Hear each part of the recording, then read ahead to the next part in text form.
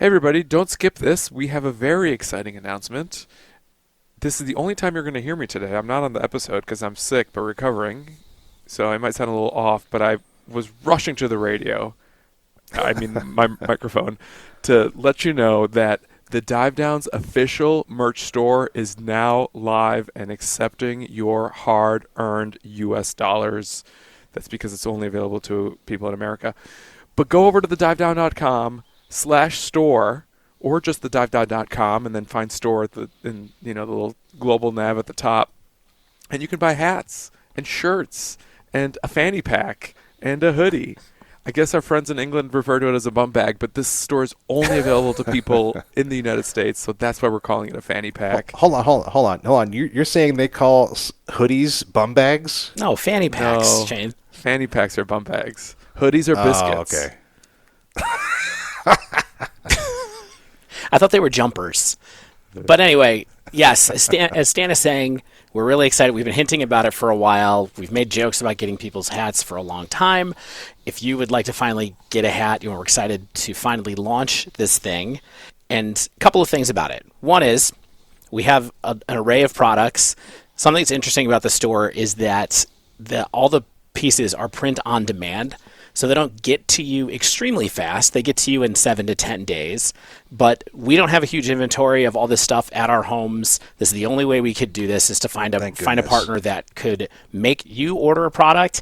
It is pulled off the shelf, embroidered custom for you, printed custom for you, and sent to you. That's how it works. That's what print on demand is. So we're not buying a bunch of extra stuff. It does make the individual pieces a little bit higher cost, but it also means that we're not wasting a bunch of materials by printing 100 or 200 or 300 dive down shirts. The other thing that's fun about this is that it lets us make a new shirt or piece of apparel for any dumb joke we come up with on the show, and you know that we will do that. And in fact, there's one great one there right now that you should go check out. Also the hats, we had beanies, we got snapbacks, we got dad hats. Whichever hat style that you love, other than fedora or like newsy caps, we have that. And maybe fedora and newsy caps are on the horizon. As Dave said, we can make new products whenever we have the crazy idea to.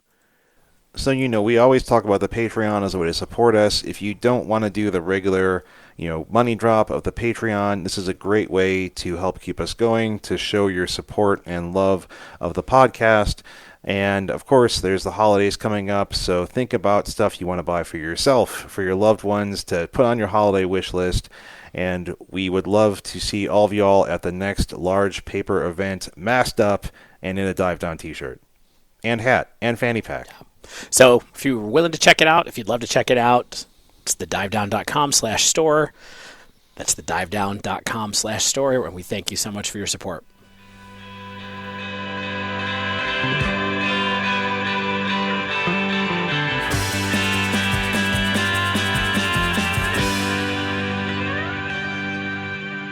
Hello and welcome to episode 199. We are almost there. Do you have a minute?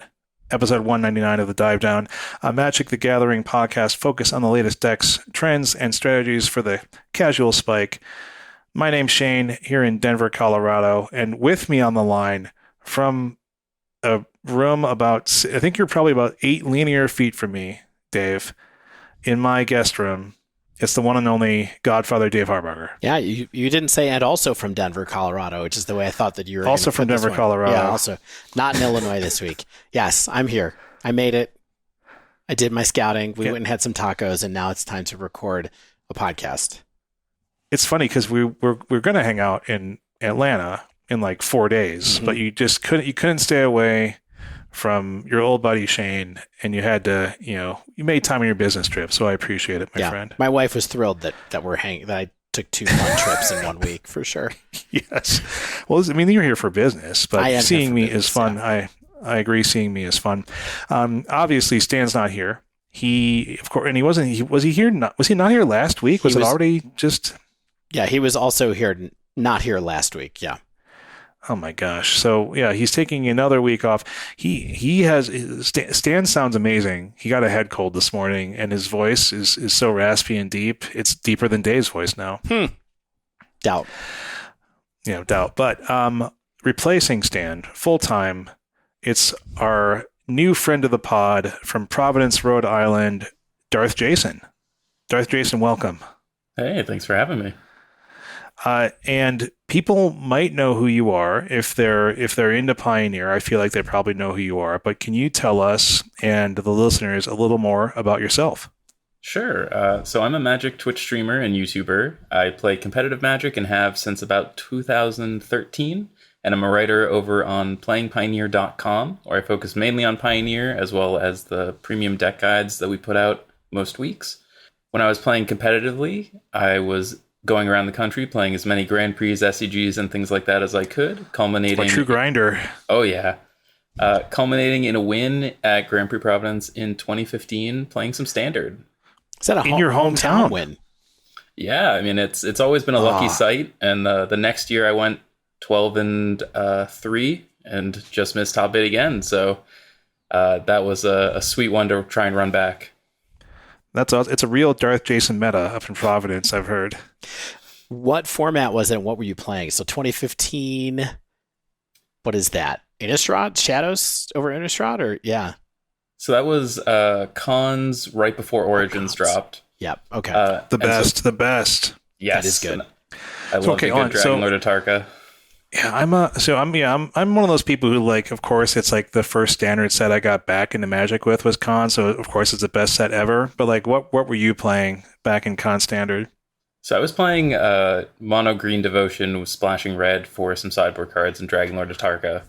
I remember those days. Oh yeah, run all the 8 elves you could, your Sylvan Caryatids, and then you just got to play Whisperwood Elemental and Ugin. It was great. Oh, Whisperwood Elemental! I forgot about that card.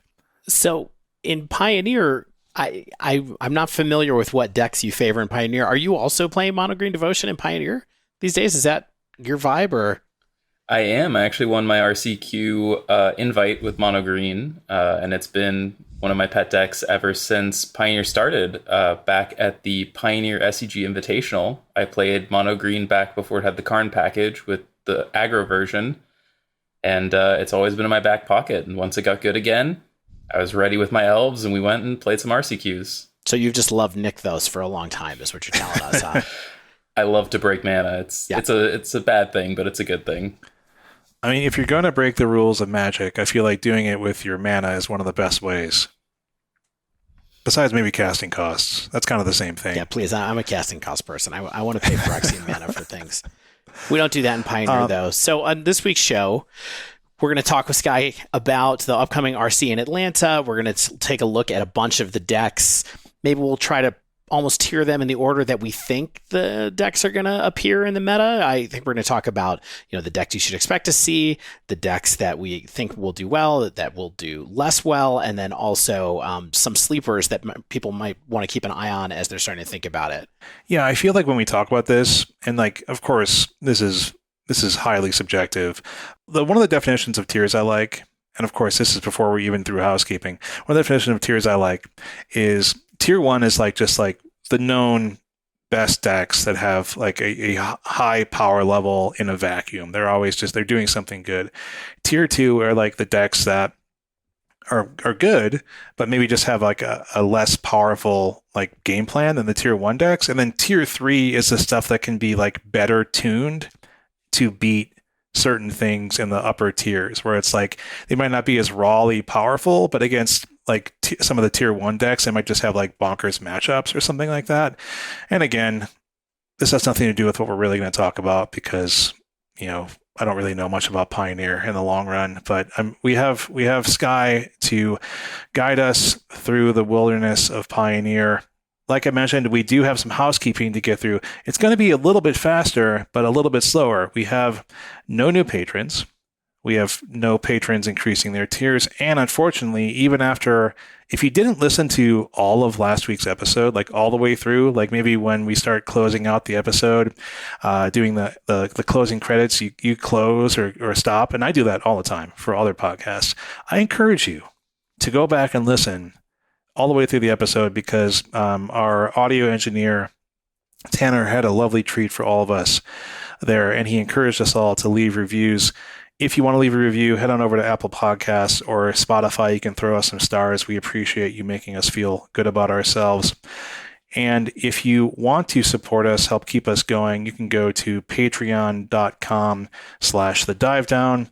$1 an episode is kind of the entry level, gets you involved in the community on our Discord. Going up from there gets various parts of swag headed your way. I just was packing some boxes. With I see them here in your guest room right now. I see some boxes. They're there. My wife and I, she was helping me out to get some boxes out to all y'all.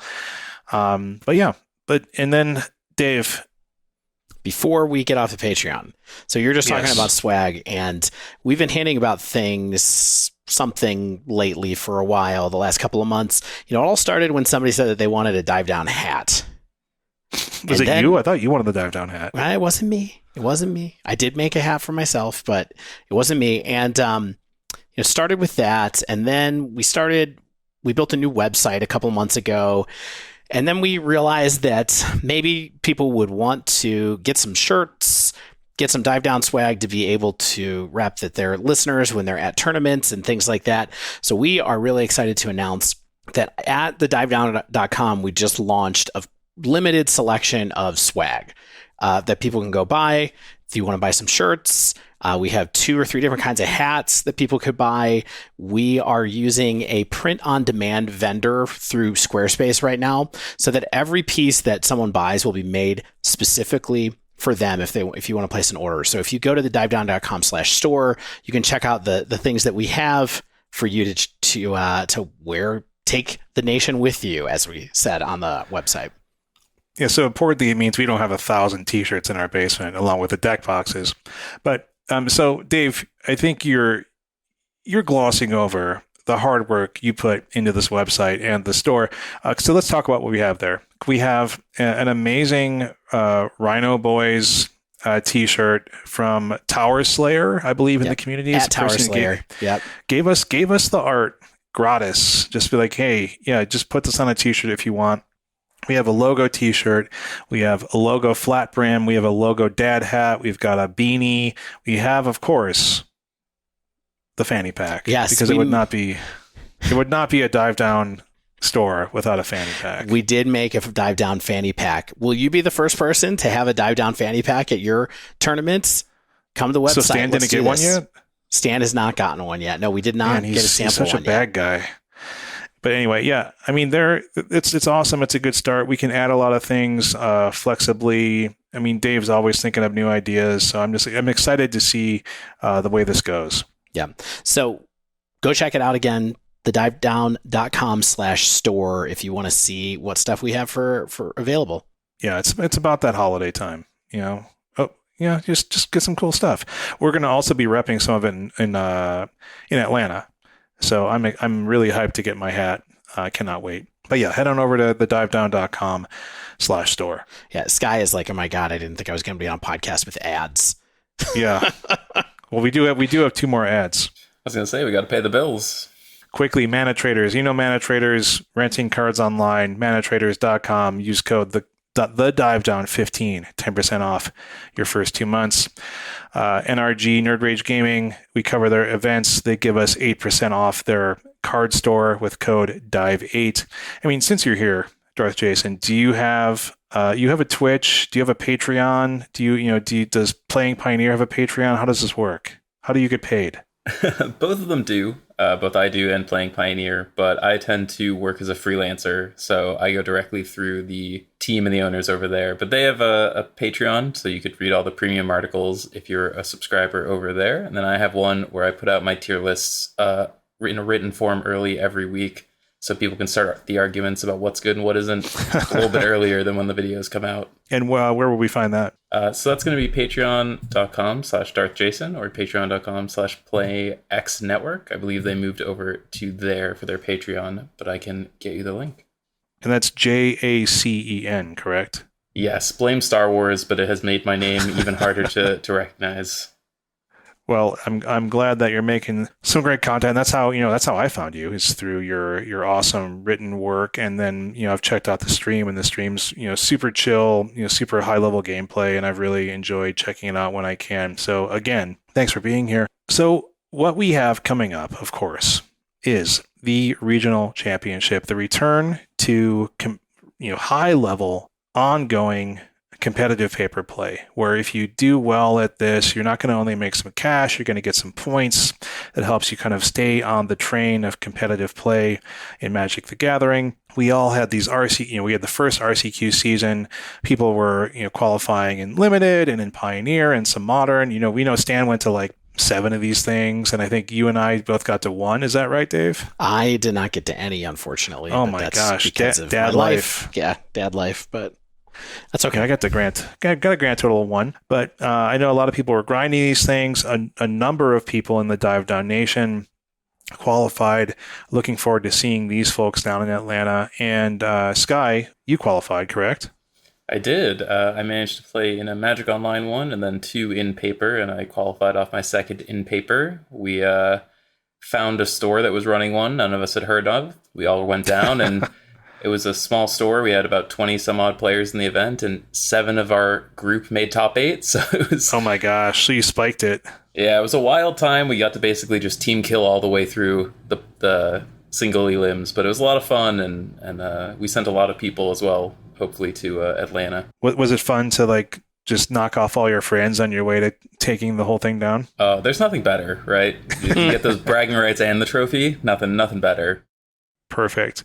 So you've been playing Pioneer since the beginning of the format, of course. What kind of got you interested in Pioneer as kind of your specialty, your focus as where you are with Magic right now, or is that just kind of the thing that you're writing the most content about at the moment? Yeah, give us your bona fides here. Sure. So when I first started playing, obviously I got into it like most people do. Just friend recommended to store. We went and played some draft. I got 03 real quick, but got hooked. And then from there on, I started playing whatever competitive formats I could, which at the time was Standard. That was sort of the everywhere format. And then as I started playing more, I got into Modern, played a little bit of Modern for a while. And then me and some friends had kind of been kicking around the idea, some of these new formats like Frontier and things and Tiny Leaders had been kicking around. We were wondering, would there be a new Modern, something like Extended, where they made that before Modern? And, we were kind of all waiting because, there were some feelers on the ground right around that time before Pioneer was announced. There was something coming. And so we were all trying to figure out what it would be. Do we start in Innistrad? Do we do here? And then when Pioneer was announced, it was just this greatest hits of all the decks I'd been playing when I started. I started at Dark Ascension. So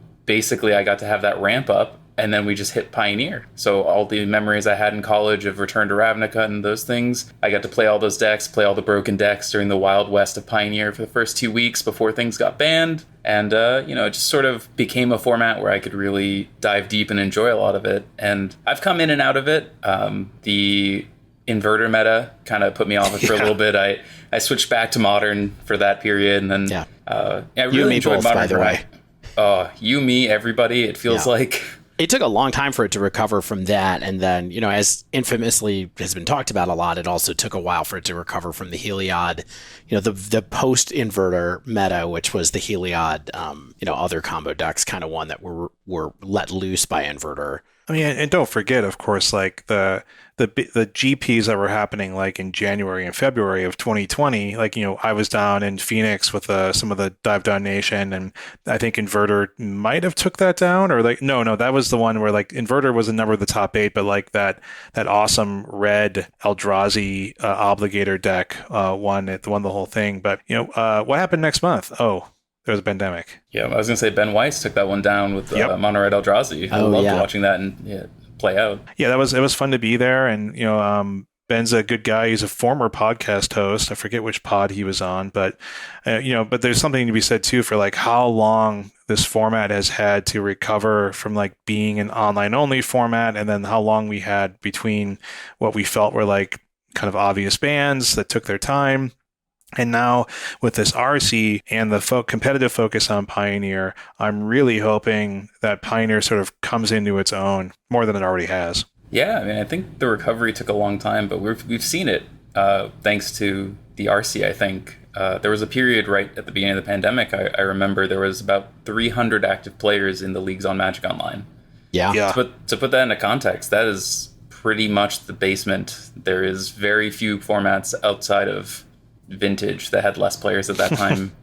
And we saw gradually, thanks to the RCQs and the RC announcements, it's well over 1,000 most weeks now, and it's grown to, Modern is still number one, but now it's a solid number two on Magic Online, and that's something that at the beginning of the pandemic, when it really fell off, I was worried it wasn't ever going to get there. Yeah.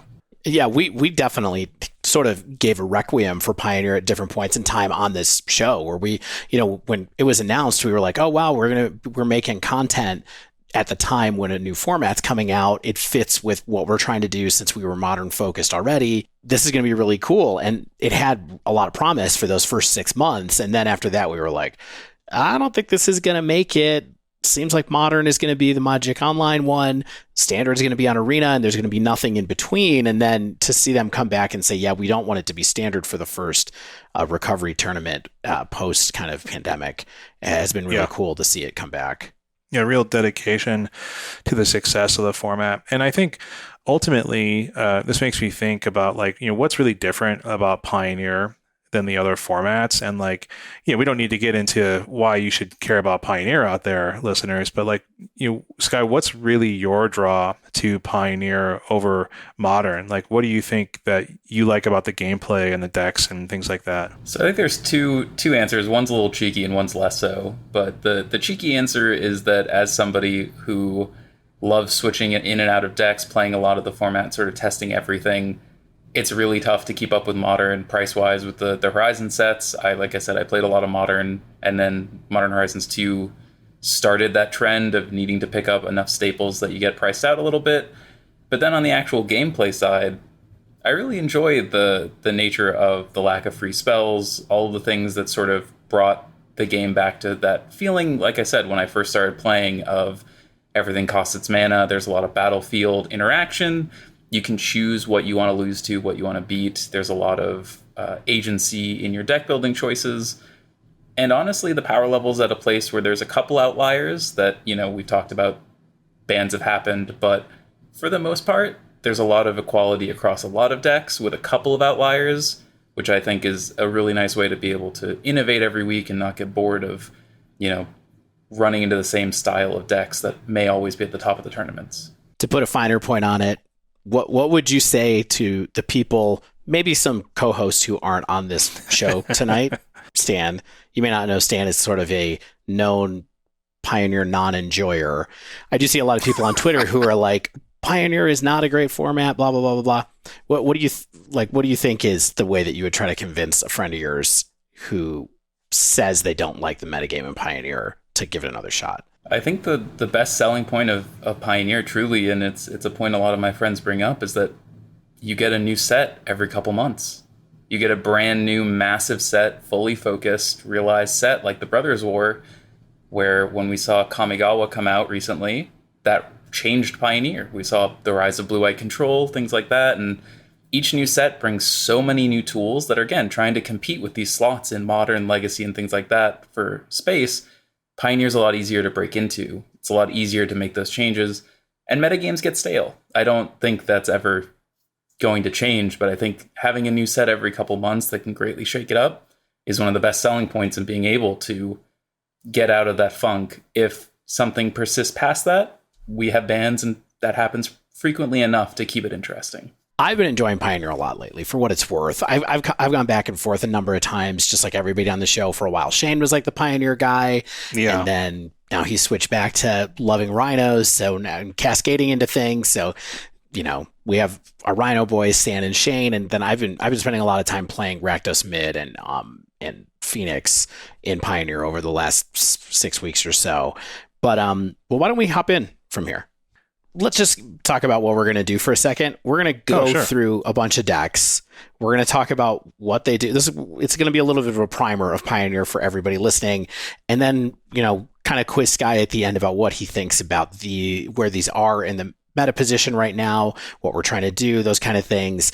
But we're going to go through deck by deck and do kind of a detailed meta breakdown of Pioneer overall, kind of in a couple tiers. The best decks, the kind of just below that, and then finally the rogues that kind of Shane talked about after that. Yeah, so for each deck, we'll talk about briefly what it does, why it might be good at the RC, why it might be not so good, and then kind of our overall predictions for how the deck might perform at the RC this coming week. And Sky, I know that you got in there in the notes like an awesome guest that you are, but feel free to interrupt at any point, if something that you might disagree with in our notes or something like that, because we're really here to showcase your expertise, and we're just kind of guiding this conversation. So no pressure, but we appreciate it yet again. So let's start with what everyone knows as one of the top tier, if not the top tier deck of Pioneer, and that's Green Devotion, Mono Green Devotion.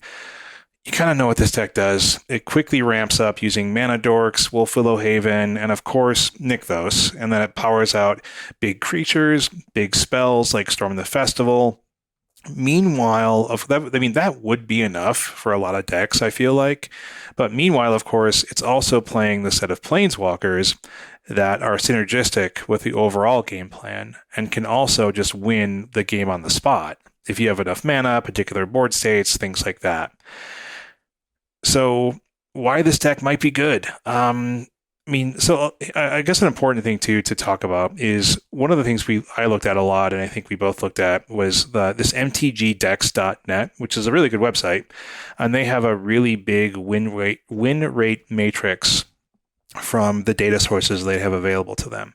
And so we know, of course, that win rate matrices, even with a lot of data, are still pretty sketchy. But that's sort of like guiding the conversation and what kind of win rates are looking like, especially for ones that have a lot of matches against each other and things like that. So in that chart, Mono Green has positive win rates against just kind of most of the top decks.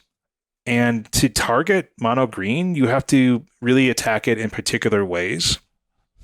Yeah, it's worth noting that it's positive win rates against most decks, but not dominant win rates against most decks. Yeah, it's not dominant. Sky, what do you think about that kind of takeaway for the decks, kind of where it fits in the meta? So one of the things with Mono Green that's really interesting is that it does have some polarized matchups. Like you said, it has really positive matchup against most of the decks, but if you notice a lot of the decks it has bad matchups against, they're very bad. Yes. And then when you look at it's sort of like 50 to 55% against a lot of the top decks, most of that comes from the fact that you're favored in most games for game one, and then you lead into a position where people bring a lot of sideboard hate for you. So games become much more losable post-board against a lot of decks, and so people are able to pick up a lot more percentages to keep it closer than it may otherwise seem. I guess now that we're talking about that, what are the things that you think people should be bringing in to fight against Mono Green? So one of the big ones that we saw as innovation, and this continued into the SEG, was in Rakdos Midrange, a lot of people running Extinction Event. This was incredibly powerful for Rakdos because if you look at the Mono Green deck, you have 1 mana drops for your Elves, you have 3 drops in your Old Growth Trolls, and 5 drops in your Cavalier of Thorns. All of a sudden, you can just take out the legs from Mono Green, leave them with 2 or 3, maybe 4 at most mana, clogged with a handful of big things or Planeswalkers they can't leverage. One of the big things also about Extinction Event is it exiles, which Green has a very resilient time with things that destroy or wrath, not so much with exile. Yeah. You see that similarly, they were at some points playing Epic Downfall. People have been playing a lot of exile-based removal, things like Temporary Lockdown or Declaration in Stone, as a means to be able to not only hit your big creatures and exile them, but hit all of them and make getting through a lot easier. I mean, it's so interesting for you to point that out because I would never really think that a Wrath would be good against this deck because when I imagine playing against Mono Green Devotion in my brain, all I think about is Karn and Kiora, right?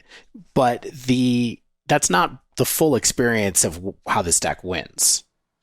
No, not at all. The secret sauce of this deck and why it rose to prominence was the combo aspect with Karn, Kiora, and Pestilent Cauldron that Canister found. But what it really does almost better than any other deck is it just bloats the ground. You accelerate so fast into high toughness creatures that aggro has a hard time getting through without playing cards it otherwise wouldn't, like Brave the Elements. And removal decks don't want to go anywhere near you because, again, you kill an Old Growth Troll, you're ramping me. You kill a Cavalier, I get a free Karn. This is great. And so no win. Exactly. It puts you in this vice grip of you either die to my creatures and me attacking you, you die to my planeswalkers with combo, so you have to either kill me very quickly, or you have to have very specific cards. Otherwise, I'm going to take over the game in the late game. For sure.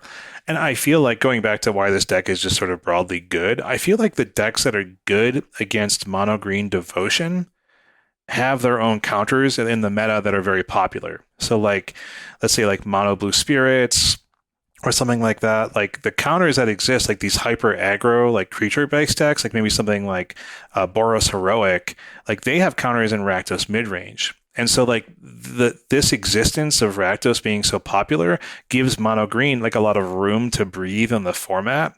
And so it has a lot of gravity in it. Like, you know, a lot of people are paying attention to this deck, but it's just so good at what it's doing that, like, if you want to hard counter it, then you have to hard counter other things that you just cannot.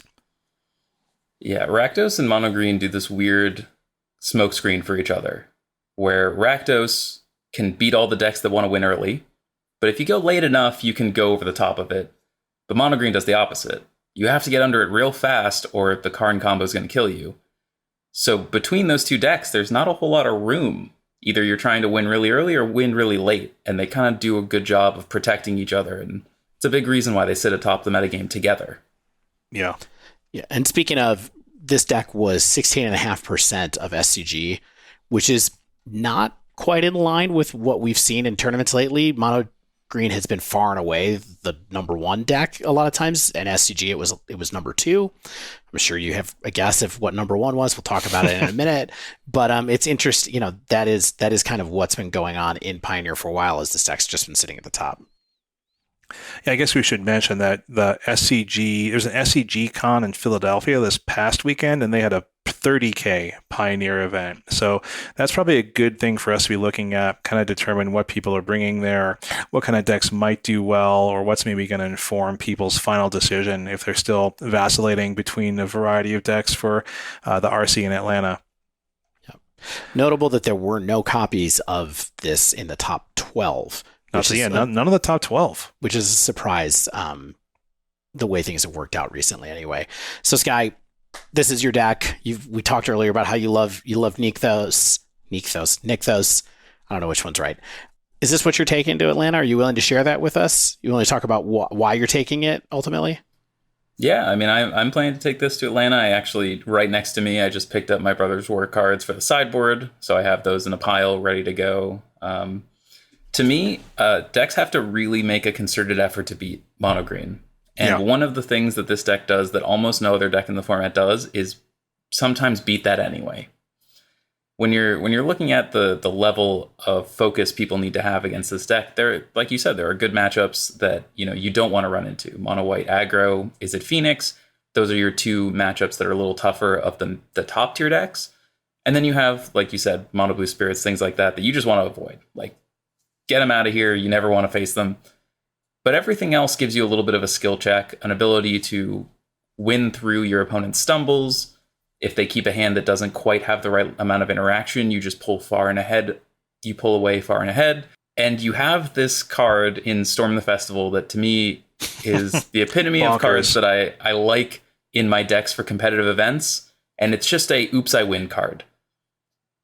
Sometimes you just cast your 6 mana card on turn 3, put 10 mana worth of spells into play, get a Nykthos for free, and your opponent looks at you and doesn't feel like you're playing the same format. That's one of my favorite feelings in Magic. A lot of the times when I have had competitive success, it's come on the back of that exact feeling. And even though there's tons of really great decks, I was between 4 or 5, nothing other than, to a degree, the Delve spells has that same feeling of, I'm not playing on the same field as everybody else. Yeah, it's always like something really important, I think, to identify is like, what am I doing that's essentially broken that other decks can't do? And I think we've seen this for the entire lifetime of the format, and mono green has had to have nerf after nerf, ban after ban, and it's still really bonkers. And especially with people discovering the various combos, whether it's with Pestilent Cauldron or with Teferi And I guess I want to get into a little bit more of a detail. You mentioned the Brothers War cards, and we just finished our spoiler episodes. What are you, if you're comfortable sharing, what are you packing into your wish board? So obviously the cards, when this is being recorded, haven't quite hit Magic Online yet. So there will be some more tweaking before for sure. the final submission. But I'm very certain we're going to be playing Cityscape Leveler. That's just a absolute great upgrade to Meteor Golem. Yep. Does a similar thing, and it has a couple of neat tricks to it. One, obviously, when it destroys something, your opponent gets a Power Stone token, which is turned off by Karn. And then also, when it attacks, it does the same thing. So if you unearth it, you get it hasty back, and then when it exiles itself from unearth, you can now pick it back up with Karn. So you have a recursive Meteor Golem now. I don't even think... Did we catch that, Dave? That it's recursive? Did not remember the exile after it's unearthed. No. Yes. Great point. Yeah. Even better. Yeah, I was pretty sure that card was going to end up in there too, though, just because it's so useful. Yeah, when Dave brought it, I kind of overlooked it. Then I was like, oh, wait a second. This is like repeatable Meteor Golem. Truly bonkers. Yeah, it never gets worse when you look at it that way. And then from the other perspective, sometimes you have to pivot to an aggro portion of your deck, especially, if you're playing other Karn decks that might turn off your combo. A 3/3, not so impressive. An 8/8 Trampler, very different story. You get this thing down, the game is going to end very quickly. Yeah, absolutely. Next one that's pretty much a lock is going to be, it's from the Jumpstart, actually, which I was glad to see is printed for Standard and Pioneers, the Woodcaller Automaton. Yep. Obviously, at 10 mana, it's a little overcosted, but a 4 mana untapper for Nykthos is not okay. Searchable as well. And that gets you the Green Devotion on that mode. Yep, it buys back half the cost of the pay in that it costs 4 to play and then you get 2 right back. It's one of the problems you sometimes run into is a choke point on your Kiora activations, managing your Chain Veils, things like that. This just means that after you've Chain Veiled, a lot of times you're kind of just, your Karn sits there while you do your mana or you're getting more Chain Veils. Now Karn just gets a Wood Collar and your Kiora can untap Chain Veil and you just get so much mana. It really is incredible that this managed to come out because it's one of the few unique effects that Pioneer didn't have access to in an artifact. Yeah, it's wild. It's truly wild. How about any of the weirder cards? Sky, are you looking at like the Brainstone or the Silexes? A Silex or the wasn't there that like coffin that protects you? Like any of that stuff? So, oh yeah, Stonebrain's What about that little like 1 mana thing that blows up an enchantment? The Might. Yep, yes, I got the Might right here. He's definitely making it in hand. Oh yes, I'm excited about this one. People were talking about it for Urza Saga as a potential find for Modern, but for Karn boards, one of the things that has been problematic lately has been Keruga Fires, which I believe top aided the 5K alongside the 30K at SEG Con Philly, and being able to pay 1 mana to blow up your opponent's Leyline Bindings, Fires of Invention, Enigmatic Incarnation, or any other Karn targets is just really powerful. And for such a cheap, flexible spot, the gain life is nice too, and it's whenever it dies, so if you need a cheap blocker to throw in the way to stop a Brave the Elements, it does that too. And then looking at the other two you mentioned, Stonebrain and Stasis Coffin. Coffin's the one I'm least sure on. It is neat being able to give yourself protection, stop burn spells, stop discard, stop. Like I'd been mentioning, Brave the Elements is one of the cards that makes mono white a tough matchup for green. You build up a big board and then all of a sudden it doesn't matter. Stasis Coffin just stops that for a turn, which again, Fog is powerful. I don't know if it's worth it. The Stonebrain, I think, is going to be a card that, especially in open deck lists, is going to be incredibly important for anyone going to the RC to know about and know how to play with. Being able to loop it with Karn, because again, like the Stasis Coffin, like Cityscape Leveler, this also exiles itself. So you can keep rebuying it, and you can take out cards in swaths of 4. So in you're playing against a combo deck, you get to ruin their combo. It doesn't have to be non-lands, it can be basics, so you can exile their entire deck once you have the Karn combo and limited mana, things like that. And you can just keep stripping them of the cards that matter. And like I said, Mono Green tends to have one card that matters in a lot of matchups. Temporal Trespass, Brave the Elements, taking a Lotus Field or a Thespian Stage. Being able to just take out those cards before they hit play. All of a sudden, remember how I said you have to kill me quickly? not so easy when you're missing your key pieces. Yeah. So being able to take these key pieces out of decks, I think this is going to be the card that is most challenging to play with of the new cards, because a lot of them sort of, they do what they're going to do. They untap Nykthos, they kill a thing. Stone Brain, you're going to have a lot of times where you have to pick a card that beats you in a certain spot. And with open deck lists and knowledge of the format, it should do a lot of work this upcoming weekend. Awesome. Yeah. All right, let's go on to the next deck. The next deck in this duo that's been sitting atop Pioneer, as you mentioned earlier, as we've all talked about earlier, is Rakdos Midrange. It was the number one registered deck at the SCG 30K. As it turned out, a little bit of a surprise. Like I said, usually it's mono green. This time it was Rakdos. But we know what Rakdos does, right? It's kind of the Jund of Pioneer. It doesn't have quite the beefy creatures. There's no Tarmogoyf in the same way as like it did. It wasn't modern, but it makes you discard. It plays utilitarian threats, tries to get 2-for-1s, all those kind of things. Utilitarian. Yeah, utilitarian threats. That's my favorite Pavement song. It sounds more like a Gotta Buy Voices song, like utilitarian threats. Exactly. High kick. Rakdos is, like you said, it's that classic Jund feel from back when I started playing Modern, right? You can play game against everything, and we saw Shieldred, the Apocalypse did a great job of taking a lot of your worst matchups and making them closer. Not necessarily good, but closer.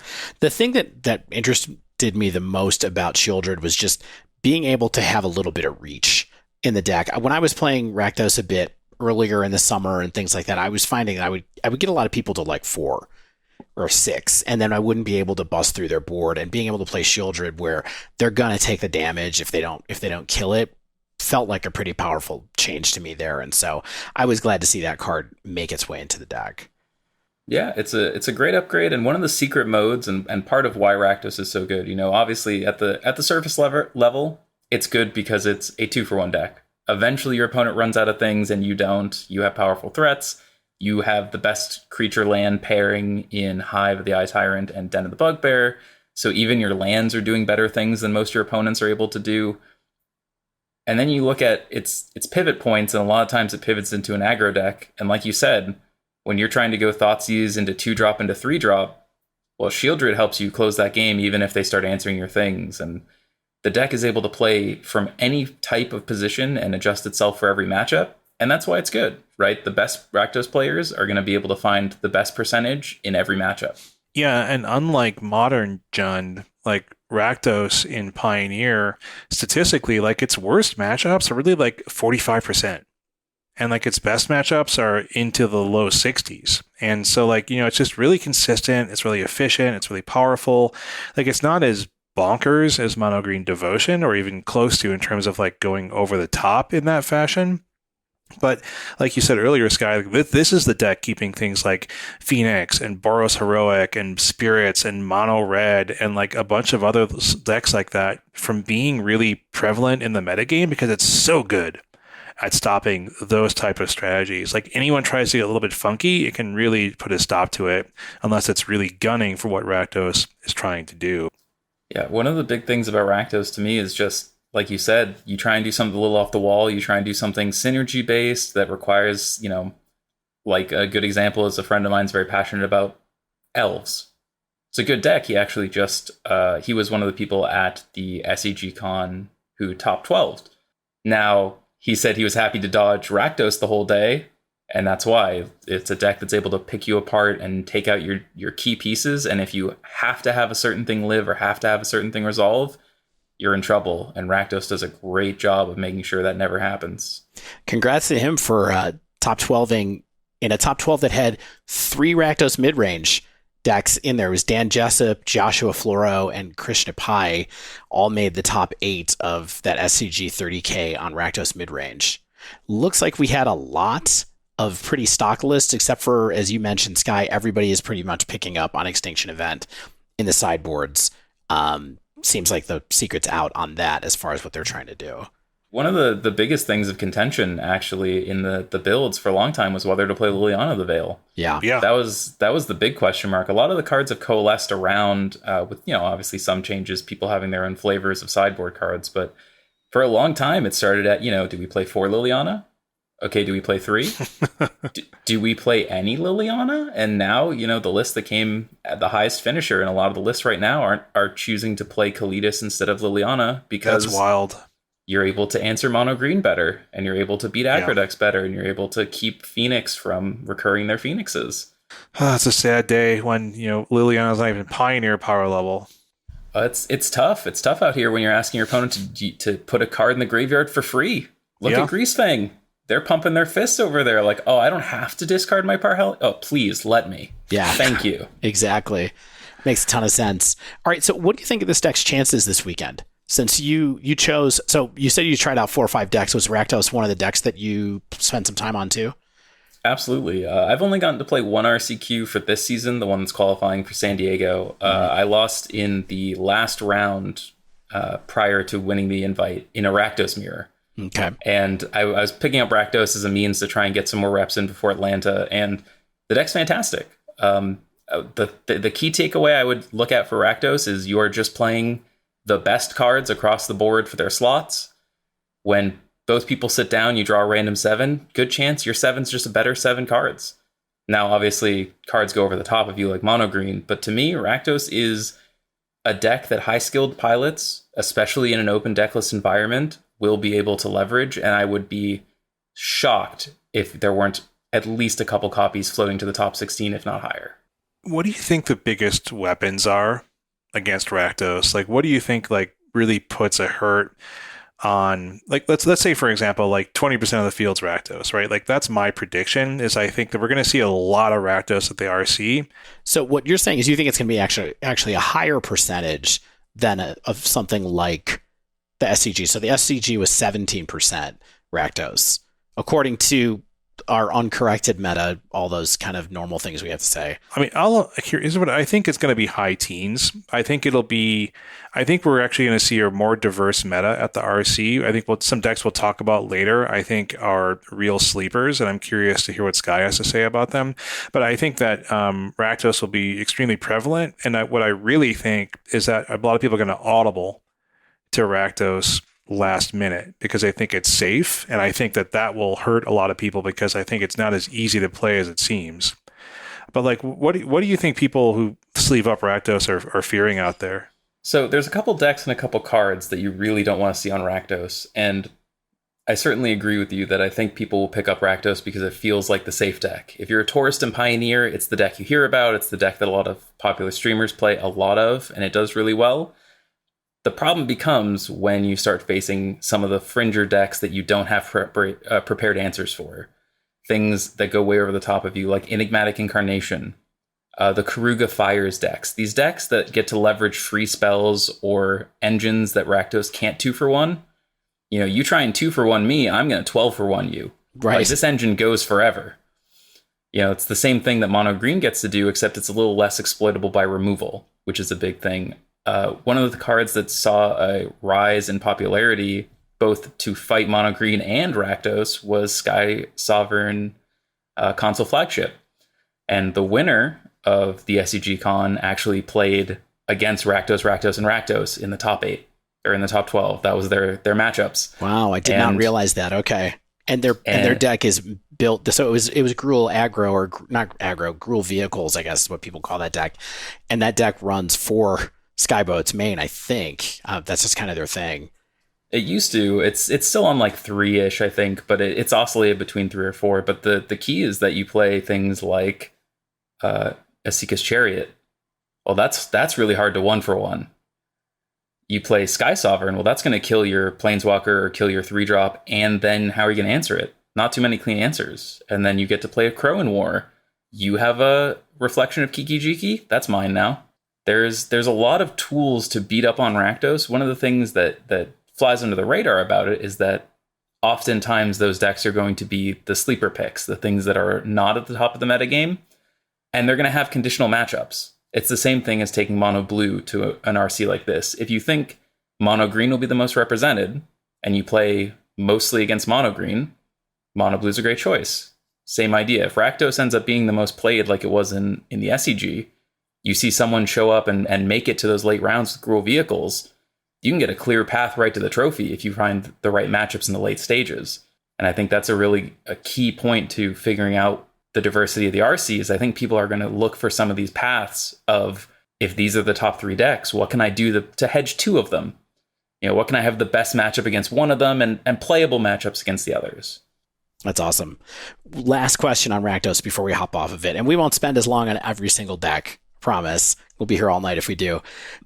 Any Brothers War cards really grab your attention for this deck? I don't remember seeing any personally, but I'm just curious.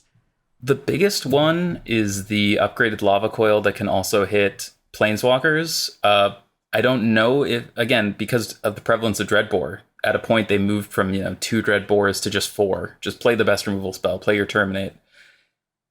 I don't know if there's room for it, but being able to have that effect that can hit a lot of green creatures as well. A lot of decks have picked up Lava Coil to attack green, and so I think that's probably the best card that you're going to see. The only other card that I think people have mentioned is the idea of Phyrexian... Oh, yeah. Flesh Scourger? Yes, that's it. Just as a means of being able to have a 3-mana 3/3 with Lifelink Menace that can also, deal you 3 if you try to target it, as a means to being able to have build your own Worm Coil in the mid to late game, as well as if you ever copy it with a Reflection, the game gets very scary.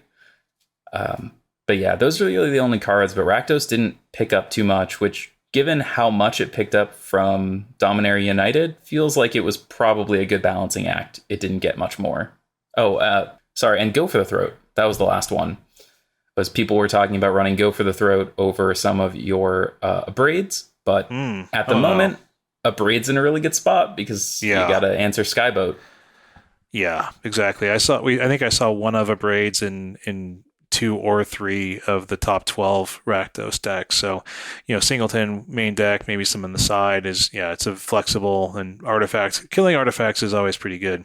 Next deck we want to talk about is the 3rd most registered deck at the SCG 30K, and that is Izzet Phoenix with 30 copies for 15% of the meta. Whoa, really? Izzet Phoenix, yes. I kind of overlooked that. Yeah, that's a huge comeback for Izzet. Yeah, especially for a deck that I think had fallen out of popularity for a good month or so there. I feel like people were not into it. You didn't see people posting about it on Twitter as much. It's the deck I've been playing lately. This deck is not different from what it was over the last couple of months. It's the same cards, ever since they hit on the Galvanic Iteration plus Temporal Trespass package.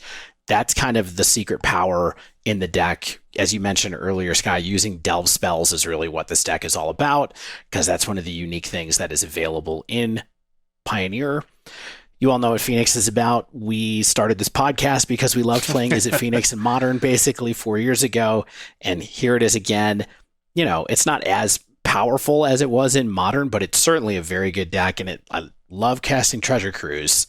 So here we are. And one thing that I was interested in that you mentioned earlier was that this deck is maybe a decent foil to mono green, but I'd love to know how you think it fits in alongside with the Rakdos as the two things. So for some reason, it's bubbled back up to the top of the meta, even though Rakdos is still there. I do think that matchup is not great, especially there's a lot of foils in the Rakdos deck. So what do you think about Izzet right now? So the big thing, and this is how Magic goes in waves often with metagaming, is the Magic Online Championship series is the highest level of tournament for Magic Online. And our new world champion is actually the back-to-back winner of the Mox for the last 2 seasons. And in the last season, before he's the amazing. world champion, Stoyer's killing Nathan it. Stoyer, right? Yeah. Absolute monster. He's been playing Phoenix for a long time. And in the Mox finals, which was Pioneer, both players in the finals were on Phoenix. And Phoenix had died out for a little bit, like you said. And that was the moment that people sort of started saying, well, if these people are bringing Phoenix to such a high level event, well, it's a small field, maybe this, maybe that. Well, then they started bringing it back to challenges and things, and it started picking up more wins. And the biggest thing is, the Rakdos matchup isn't great, but it's playable, especially since people cut Leyline of the Voids. Your mono green matchup is very good, mainly because, again, you rely on your 2-drops as well as your Phoenixes, and then you just sit back on counterspells. If you're able to apply any pressure and then have Disdainful Strokes, Aether Gusts, or Spell Pierces to keep the big haymakers off the field, they're just dead before they find time to find their footing. And then you get to play Temporal Trespass to really go over the top at the right moment. And mono green's not going to interact with you. So you get to see your whole deck almost every game and really craft the right game plan for the situation. Yeah, the only thing you have to keep in mind in that matchup, this is obvious to everybody, I'm sure, but as I've been playing lately, when the fact that they can go and fetch a Tormod's Crypt so easily is something that you have to work around really well, and you can't really stop that from happening in that matchup, so you sort of have to just prepare yourself, make them use it, and then be ready to recover is kind of the way that I found it to be the best way. So the big thing about the Tormod's Crypt, and this comes up a lot against some graveyard decks and not others, and I'm sure you guys have run into this a lot playing it in Modern, is when you have access to delve spells and threats from your graveyard, you can sort of punish them if they do, punish them if they don't. If you pop the Tormod's Crypt immediately, well, they can't cast their delve spells, but then you can use your discard outlets, things like that, to immediately put Phoenixes in the yard and recur them. If they wait to try and get your Phoenixes, you just cast your delve spell. There's no interaction for that. You just, oh, there goes my graveyard anyway. I'll draw 3. And so there's a lot of ways to punish the Tormod's Crypt, even though it should be really good, and at times it is, but a lot of times it's not quite enough. Yeah, exactly. And that was the thing that I found recently was exactly what you're talking about. I'm just going to concentrate on drawing more cards then. I'm going to play Treasure Cruise. I'm going to try to Galvanic Iteration into Temporal Trespass and take 3 turns instead, and then we're really going to see kind of what happens from there. I did find a little bit that matchup is tough too sometimes, because you can still get Storm the Festival out of nowhere a little bit, and if you don't have the right interaction up at the right time, you can be in trouble. But it certainly felt like Phoenix has a great matchup there, and you still have the moments where you just really aggro people, where you're just, okay, I'm gonna turn 4 or whatever, a bunch of Phoenixes, and you can't really stop me.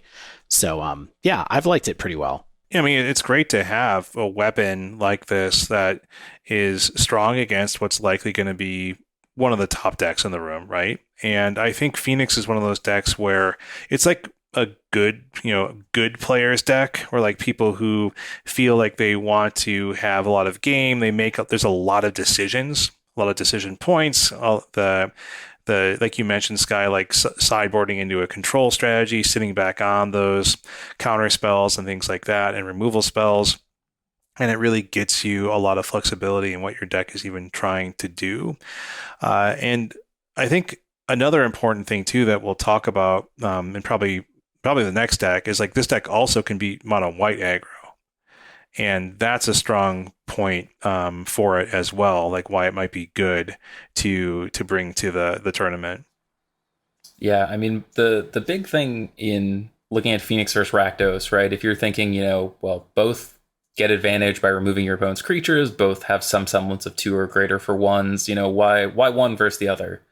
And the real answer is that what Phoenix does better than Rakdos against things like mono white even is that it's able to close the door quickly without giving up any of that ground that Rakdos sometimes does. Because Rakdos' removal is very 1-for-1. Same with Phoenix. You're still playing the same red removal. But where Phoenix is able to generate advantage is you just draw enough cards that you never miss on that removal spell. Rakdos has a problem sometimes where you draw too many creatures when you need removal, too much removal when you need creatures. Phoenix gets to smooth that out. And like you said, a lot of really highly skilled players love this deck, because if I told you got to see 45 of your 60 cards every game, most skilled players would win a lot of games. And it really is every game. I mean, almost every game I play, I draw 40, 50 cards. Like, you almost always have to start thinking about, like, okay, I have to stop drawing cards because I'm going to deck myself if I don't cut it out. So exactly, with your pieces of the puzzle, Treasure Cruise, your Ledger Shredders drawing you cards, Thing in the Ice as a means to reset boards, you're just much more consistent and stable against the aggro decks. And mono white aggro has a real tendency to be really, really hard to put to bed. They have a lot of cards that buy back, that 2-for-1 back, things like Extraction Specialist or can stop removal. Phoenix doesn't really care. They'll find more removal. You get rid of my Fire Impulse, all right, I'll Lava Axe it. Having access to a lot of instant speed ways that can kill powerful creatures like Adeline really makes it so that Phoenix has a great matchup into these aggro decks, where Rakdos has a good matchup, is the way I would put it. And there's different percentages across the board where Rakdos picks up some slots, but Phoenix is able to really beat up the aggro decks. Anything with the word spirits in it does not want to face Izzet Phoenix. Yeah. Any aggro deck dreads Phoenix. And that's a big reason if you think people will switch to aggro to beat mono green, Phoenix gets better and better each week. So why do you think Phoenix might be bad to bring to this tournament? Like, why would you not bring Phoenix? Why are you not bringing Phoenix, for that matter? Yeah, I mean, so the 3 decks we talked about obviously were on my short list, along with about 2 others that we'll talk about later. But the big thing with Phoenix is your Rakdos matchup is tough. And again, it's winnable. You can skill check your opponent, but at a big event with skilled players that are going to be prepared. This is a known quantity. It's been doing well lately. It's been putting up more finishes on Magic Online than either Mono Green or Rakdos in the last couple weeks. People are going to be prepared for this. And that is something, especially in an open deck list too, you can potentially exploit with some main deck cards like running Hearst main. Unlicensed Hearst started to see play in Rakdos deck's main before when Phoenix got good. It can see that again, as well as being able to have a lot of good game against the top decks. Phoenix sometimes struggles against some of the decks that will show up that are sleeper picks. You know, the biggest one to me is Lotus Field, which is another deck that's been creeping up very quietly, started to pick up a lot of finishes the last couple weeks. Lotus Field has one of its best matchups against you as Phoenix.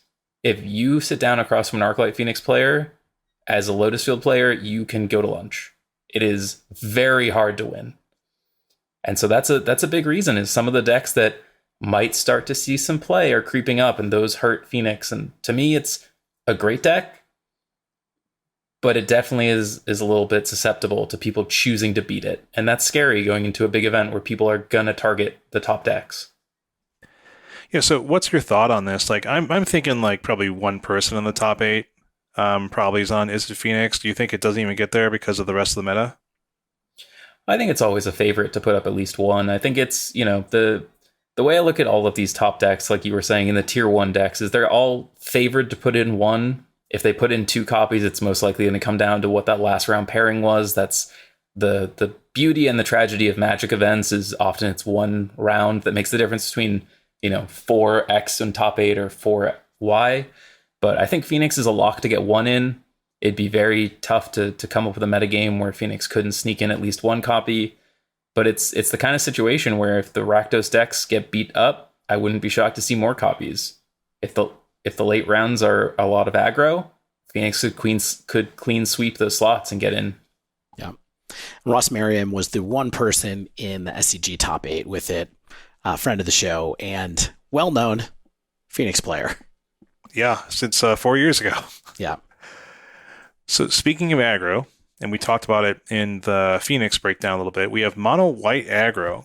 And, you know, this is that one of those extremely low to the ground, go wide creature decks. It also can grow kind of tall. You know, you're growing your creatures with your Thalia's Lieutenants and your Luminarch Aspirants, and you're taxing your opponent with like Thalia. Bruta Cathal is like your sort of removals type spell. And then you've mentioned Brave the Elements a couple times this pod, which is that 1 mana spell that gives all of your creatures protection from a color, which gives you that alpha strike or protects you from a number of like removal spells if required, like an Anger of the Gods, if you know they could protect yourself from something like that. And so this deck has positive game against Mono Green Devotion and has positive game, slightly less positive against Rakdos, but because it goes so wide, I think, you know, it can really outrun Rakdos's 1-for-1s. In terms of the removal spells. So it has good matchups against the 2 most popular decks in the meta. And based on the stats, it only has kind of a few natural predators in the format. And, you know, the mana is good.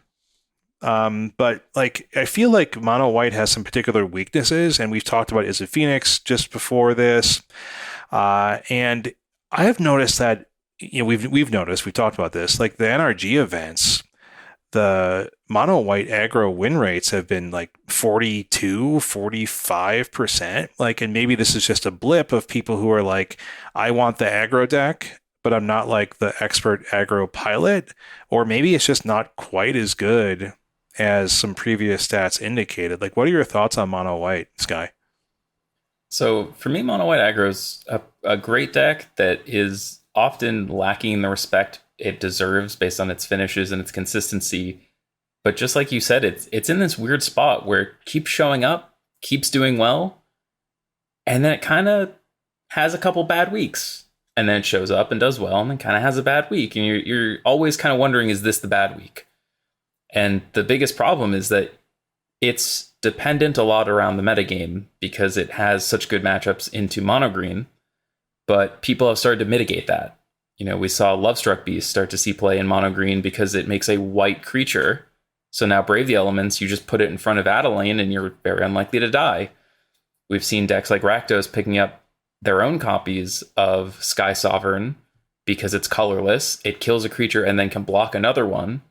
And even though you have a lot of good grinding abilities, you are still going to have trouble if they find the right combination of cards. And mono white has no ability to filter. You are, whatever you have is what you have. So there are going to be games feels where like your opponent humans. has it. I mean, it is. I've played a lot of humans in modern, but like you show up, you put your hand down on the table, and sometimes your opponent folds. And sometimes you just draw one too many lands, one too many 1-drops that don't do anything. They kill your big Adeline, or you draw too many Brutal Cathars in a bad matchup. And all of a sudden, you're on the back foot and you don't have any catch-up mechanisms. So I like this deck a lot. It's really good at applying pressure linearly. If Phoenix wasn't going to be as popular as I suspect it will be, it'd be even higher in my estimations. But Phoenix is very tough. Ledger Shredder does a great job of just shutting down the early turns, backed up by removal. And you're just constantly in a spot where if Brave the Elements is good, your deck's great. But when Brave the Elements is okay, a lot of times you have trouble crossing the finish line if your opponent is prepared and can interact. Yeah, I mean, it's the kind of deck that, like, I'd probably pick to play and do really poorly with because, like, you know, I just audibled to aggro last minute, and I feel like, you know, we're going to see some, I think, expert aggro mono white players show up. I wouldn't be surprised if, like, because of the popularity I think we'll see of mono green and Rakdos, so like we get one into, like, you know, the top 8, top 12-ish area. Yeah, I mean, for example, Kellen Pastor top 8 at this tournament, went 7-1 with it day one at SCG Con. Definitely someone who I'm not sure if they're queued for Atlanta for sure, but the type of person who you could see just running it back the next week and giving it another shot.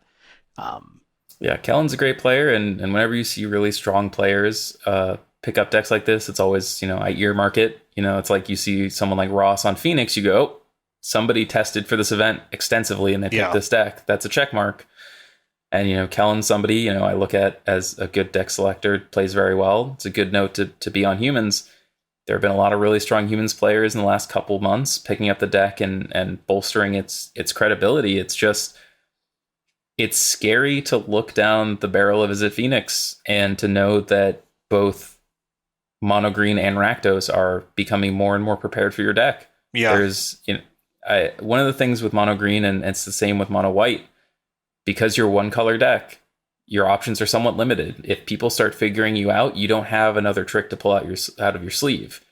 There's not some magical card that's going to solve your matchups if people are prepared for you, because your range of tools are just limited. And I think Mono White falls in that same category where if people choose to put in better answers for their aggro matchups, you're going to really struggle. And Phoenix is inherently one of those things that does that for free. Yeah, I'm curious if we have a Selesnya deck that we'll talk about in kind of the sleepers later on that might do something similar but different. Yeah, I think we have one more deck to talk about before we take a break. Kind of, if you look at SCG's meta from the 30K, we talked about the four of the main decks that people registered in Rakdos Midrange. Izzet Phoenix, Mono Green Devotion, and Mono White Humans. I think the last one I would group in here is Abzan Greasefang, your Graveyard Reanimation deck. It was registered by 17 people at the 30Ks for 8.5%. It was actually a little more than Mono White Humans.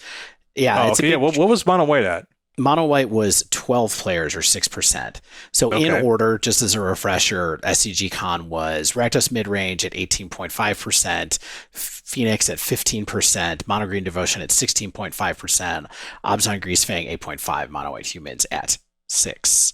So together I didn't even want Abzan to be in these, like, this top 4 because I I know. don't think it's very good. That's why before we moved on, I was going to ask Sky if you thought anything should be in this sort of top area of the metagame.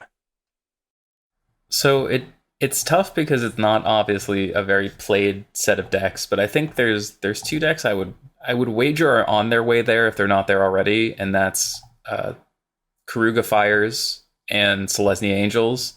Oh, I think spoilers! those two decks are maybe on the come up. Yeah. I mean, Angels in particular, and we can talk about Angels now before we talk about Abzan if you guys want to. Let's just get this out of the way, because I don't like this deck very much. All right. It seems like nobody does. Greasefang. Fill the graveyard, get stuff back out of the graveyard. Yeah. Yeah, I'm in the same boat. Greasefang's one of those cards that you read it, you play against it once, and you immediately know exactly how the gameplay is going to play out, and you're not thrilled about it, at least if you're me. Yeah. I mean, Daryl Ayers did top 4 the SCG event on Greasefang this weekend. Not a particularly different kind of build there, which is fine. The deck is doing what it needs to do. I mean, this deck can grind, right? Like it has a lot of cards that do the same thing. It has a lot of rule of 8s going on. There's a lot of ways to fill the graveyard. There's a lot of ways to recur things out of the graveyard, to recur Greasefang. So like, for me, it's like, well, if there's no graveyard hate or perhaps artifact removal, it seems like it should be powerful and consistent. But it's like, it doesn't ever seem like it actually does that. Like the win rates are fairly low across the field. Like, how do you think someone like Daryl is winning with Abzan Greasefang? Like, is it just like getting the right matchups, or is like, how do you play this deck to win, Sky? So there's 3 major Greasefang archetypes. There's Esper, Mardu, and Abzan, and they all sort of do slightly different things. So if you break it up into most consistent to get a turn 3 Parhelion, best if you don't get a turn 3 Parhelion, and best in the face of disruption, you sort of see why people choose each of the 3. Abzan is the best at consistently turn 3ing a Parhelion. It is able to regularly dump enough cards in the graveyard and find a Greasefang. It is able to fight through hate very well, thanks to Witherbloom Command, Terra Sunder, and cards like that. Where it's the weakest of the 3 is that it's not very good at grinding in the terms of the rest of the format. If you're slow on your Greasefang, a lot of times you're just not winning that game. And the biggest problems you're going to face, and again, stop me if you've heard these cards before, Karn the Great Creator and Rending Volley. Rending Volley out of Rakdos Midrange, Rending Volley out of Gruul Boats, Rending Volley out of every red deck. People are playing up to 4 of them. Super popular now, more than ever. Yep, that just 1 mana shoot down a Greasefang is not something you want to be playing against. And Karn the Great Creator turning off your boats, getting Tormod's Crypts, decks playing Graveyard Hate to deal with Izzet Phoenix means there's splash damage onto Greasefang with hearses and Rest in Pieces floating around. Leyline Bindings are floating around, being able to hit your Greasefang or your boats, or sorry, your Parhelions. It's kind of a boat too. It's okay. They're boats. Yeah. They're all boats. It's just the War Cruiser version. But the biggest problem is that you'll see very skilled pilots be able to navigate some of the tougher games, and I'm sure that's what happened with Daryl. Is it's one of the best decks in the format if it works on turn 3. Very few decks can stop at turn 3. It has a really good Rakdos matchup game 1 because you actually don't have a lot of instant speed removal that can kill a Greasefang on turn 3.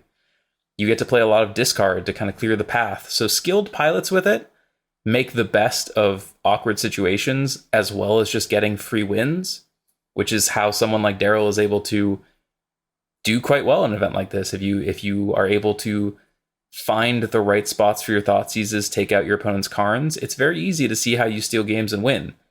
The problem is that it doesn't have a great success rate if there's any stumbles, and a lot of the format has stumbles. Rending Volley, Lightning Axe, any Graveyard Hate, Karn the Great Creator. The list goes on long enough that it's a very scary thought to bring it to a big event. Yeah. When you list it out like that, it's a lot more cards, and it's from different angles, right? It's like stop things from having their activated abilities from working, attack your graveyard, instant speed creature removal, like all of those things hit the deck in different ways. Definitely understand why people might be down on this. Why don't we take a break for a minute, and then we'll come back and talk about some of the decks that you were starting to hint about and also some of the other sleepers that are left in the format. Stay with us.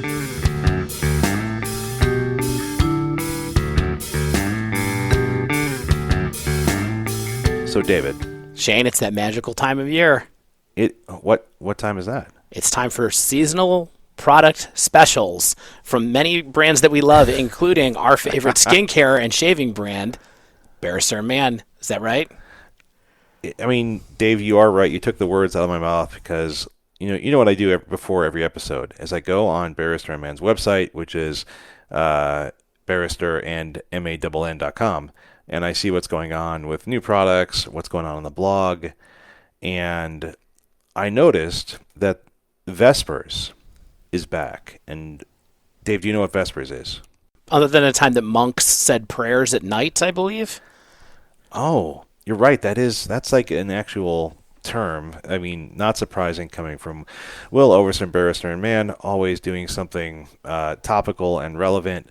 But Vespers is, I believe, based on both the packaging and description and scent profile, is kind of a holiday fragrance. And so let me talk about this, okay? Mm-hmm. Okay? Because this, tell me about actually it. Take me need to get a sample bar of this because importantly, they have the reason we're talking about this is there are sample bars now available of both Vespers and Smoking Bishop. And what Smoking Bishop Vespers as well. Yeah. Okay. That was that's my favorite 90s band was kind of like, a little like speaking, the speak singing, which I don't love usually, but I do love in Smoking Bishops. I mean, the Smoking Popes were one of my favorite bands though. It's so close to the same thing. They didn't talk sing though. He sounded like Morrissey. So I was going through the we don't list like of Morrissey, shows. by the way, so don't email us. But the sound is total okay. side note, Dave. Yeah. Side note, Dave. Yeah. I was talking to my brother. He's a year and a half younger than me, and we grew up in Cleveland, of course. And he stayed in Cleveland longer than I did after I went to undergrad in Cincinnati, along with you. And we were talking about all the shows that we saw in Cleveland, and I was trying to figure out what was my first show that I saw in Cleveland unchaperoned. Okay. Because I know my first concert overall, which is Bobby McFerrin, which ruled. That does by rule. the way. Bobby McFerrin, I mean, I don't know if all y'all are McFerrin heads out there, but the dude can sing. Mine was hard. We got to get through this, though. This is an ad drop for Barrister No. Man. But anyway, okay, so Smoking Bishop and Vespers. Vespers is velvety darkness. Mm-hmm. Layering of cranberry, cardamom, balsam, and fern accord with patchouli, rose, sandalwood, and bergamot to round it out. And that sounds great. I want to get that. If you want to get that, you can get the sample bar for a low, low price over at Barrister and Man, along with Smoking Bishop, which is another holiday type fragrance of wine, orange, grapefruit, vanilla. This sounds like Simon's Bar in Chicago, by the way. Yeah. When you want some glog, wine, orange, grapefruit, vanilla, cinnamon, nutmeg, and pipe tobacco. That sounds dope too. I'm assuming that we will get some of this from Will over at Barrister and Man. We'll keep you updated. Yeah, we're going to get it because I'm going to buy it. That's why. I mean, that's a very good point.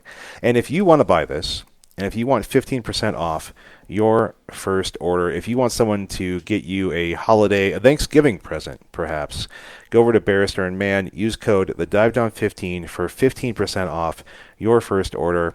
Again, if you're a returning customer, let them know in the comments so Will and the team over there know that you're coming back through us. We appreciate you checking out the site, thinking about some upcoming holiday purchases for you and yours. And yeah, let them know you came through us. Take care.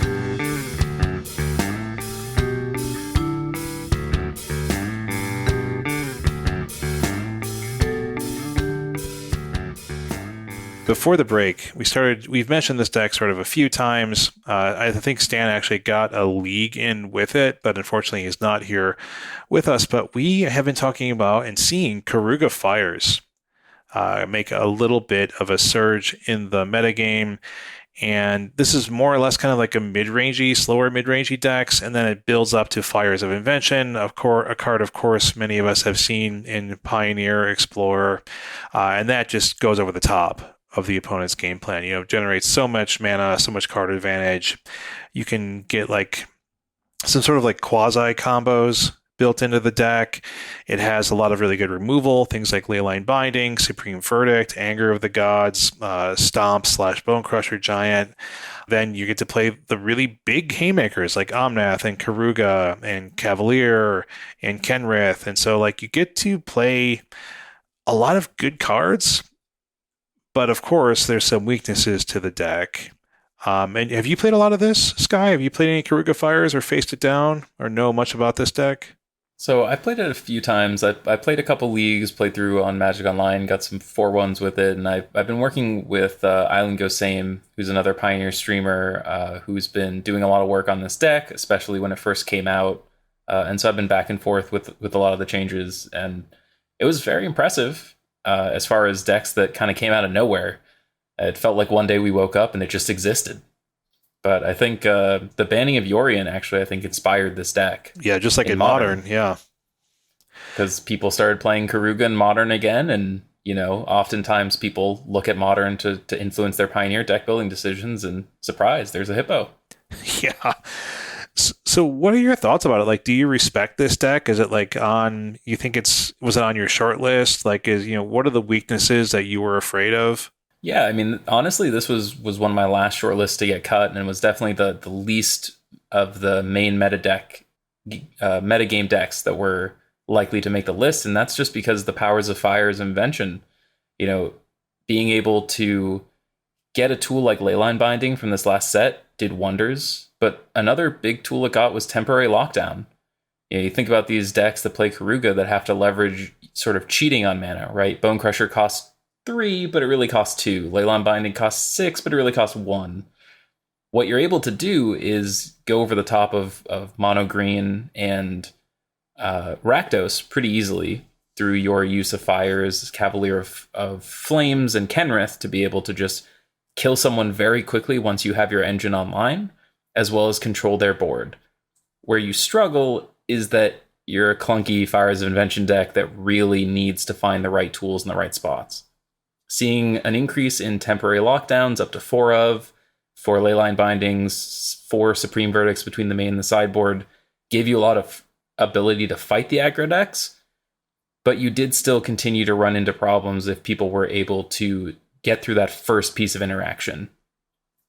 Once you got your Fires down, the deck is fantastic. I mean, I don't think anyone needs to convince people that cheating on mana is easy to win with, but you're able to draw a ton of cards, get a ton of leverage, and power through your big things. And honestly, I think if I had another week or two with Brothers War, this would probably be the deck that would be the closest for me to play outside of green, just because the power level's there. Like, the power level's very high, and Keruga drawing 4 or 5 cards is hard to beat. But the risk of your mana base and the risk of not having the right tools at the right time it's a little scary for a week 1 tournament. I think if Atlanta was in a week or two, I'd be very interested in this deck. Yeah, it's like typical control deck things where like you don't want to go into a fresh meta with the control deck, right? Where like your 55 through 60th cards are still debatable. You don't want to mess those slots up. Exactly. And I mean, the biggest thing about it is that you can close the door really quickly because Kenrith's incredible. And in a 5-color deck, you haven't lived till you've gotten to rebuy your opponent's, or not rebuy your opponent's because your opponent would get the creature back. Rebuy your own creatures from the graveyard with your mana that you just have kicking around because you're a Fires deck. You get to close the door very quickly, which is the one thing that control decks don't have in the early weeks. But like you said, it's scary to walk into a field with open deck lists and say, I am not going to do anything until turn 2 or 3, most likely 3. I hope you don't kill me. Right. I hope you're not braving the elements on that turn. All right, what's next? Gruul Vehicles, do we want to talk about, or do we want to talk about Angels? These are the decks we're going towards now, huh? Just like we're going straight to the weird sleepers. I think so. I think these are the decks that are on the up right now. We saw them, in the top 12/top 8 of the tournament this weekend, right? Well, and Selesnya Angels has had 2 back-to-back finishes where I think that it was the winner of the Energy 5K, I believe, Pioneer the week before last, and then also this tournament as well. It won and also went 8-0? Oh, no, it didn't win. Gruul Vehicles won, but I think the Selesnya Angels pilot went 8-0 day one as well. I thought I got to escape this deck after I stopped playing a lot of like historic, but apparently not. So tell me a little bit about this deck in Pioneer, y'all. So unfortunately, you can't ever escape it. Angels is going to keep haunting you. But this deck does exactly what it says on the tin as far as you think Angels, you think life gain, you think flyers. You get to play early creatures that lock up the board. High toughness specifically is important with this deck. All of your creatures build on each other, gaining extra life, being able to make them massive with some of your big payoffs. And then you're a collected company deck. So you just get to throw a ton of free creatures into the battlefield and overwhelm your opponent. And this deck has been proving week in and week out that it's been doing better and better because it has a lot of the tools that attack the top of the metagame. Yeah, what deck do you think this is weak against? Is this weak to mono green because mono green can kill them a different way? Or kind of what do you think is the big vulnerability here that would be exploited if a lot of people brought this? So mono green's in a weird spot with it because if you don't find exactly Righteous Valkyrie, the 3-mana angel that pumps all your other angels, right, a lot of times they can't close the game fast enough and then mono green can kill you with the combo. Oh, interesting. Yeah. But Righteous Valkyrie by itself almost instantly makes all of your creatures huge. Just impossible to survive. And so if you're able to get turns early with Giada plus Righteous Valkyrie, you can beat mono green very easily. And Giada does a really good job of pumping up the rest of your creatures. Where I'd say you struggle the most is against Izzet Phoenix. Again, Rakdos also has a similar situation where you can pick off that Righteous Valkyrie, pick off that Key Angel, and then you have some kind of mopey creatures kicking around. But they're still winnable because you have these big flyers that can block Izzet Phoenix cards. It really does come down to a lot in those kind of matchups, the fact that you do get weaker and weaker as the game goes on. And if you happen to run into the Rogue Control deck, you're in a very bad spot because things like Supreme Verdict are backbreaking for this deck. You don't have a lot of ways to protect against it. But you're able to do a really good job of beating Rakdos when you're able to leverage your sideboard cards and your collected companies. All the aggro decks struggle when you gain 30 life a game. Yeah, exactly. And having a ton of flyers means you're already advantaged against some of the other decks like mono green if they aren't able to take out your Valkyrie. So do you think that given what's gone on with this the last couple of weeks, we're going to see a notable amount of this deck at the tournament? For what it's worth, this was not one of the more frequently registered decks at SCG, for example. It seems like people are still hesitating a little bit to pick it up, but with the results of the last couple of weeks, it feels like it might get on some people's radars. So I think this is one of those decks that feels bad to say you're registering. Yeah. I don't know if there's an equivalent in Modern, but it's sort of that feeling of like you have every card available to you and you're going to play Angels. Like it's just like, are you really trying to your best to win this event? But in reality, the deck's very good. It's just has a pretty bad rep because for a while, it wasn't very good. You know, a lot of decks were able to beat it up pretty good. And one of the key additions that we've been seeing in some of these builds that did do well at the Energy and this SEG is Sarah Paragon. And adding in another 4-drop that can give you recursive value that helps you beat up some of these 2-for-1 decks has actually solved a lot of the problems in your game ones. Being able to buy back that Righteous Valkyrie that is the key component of you going over the top, it's really hard for decks to kill it twice. Especially you have this Lightning Rod sitting right here that you have to kill on sight. And so I think Angels won't be a huge metagame share, but it's one of those decks that I could easily see it finding some good pairings in the early to mid game of the tournament, and then you can make a run. And that's exactly what happened at the Energy. Awesome. All right. Last deck that I think almost made it on your list, correct me if I'm wrong, Gruul Vehicles. So this is the winning deck from SCG. Yeah, the winning deck, Gruul Vehicles. Yeah. Surprise, surprise.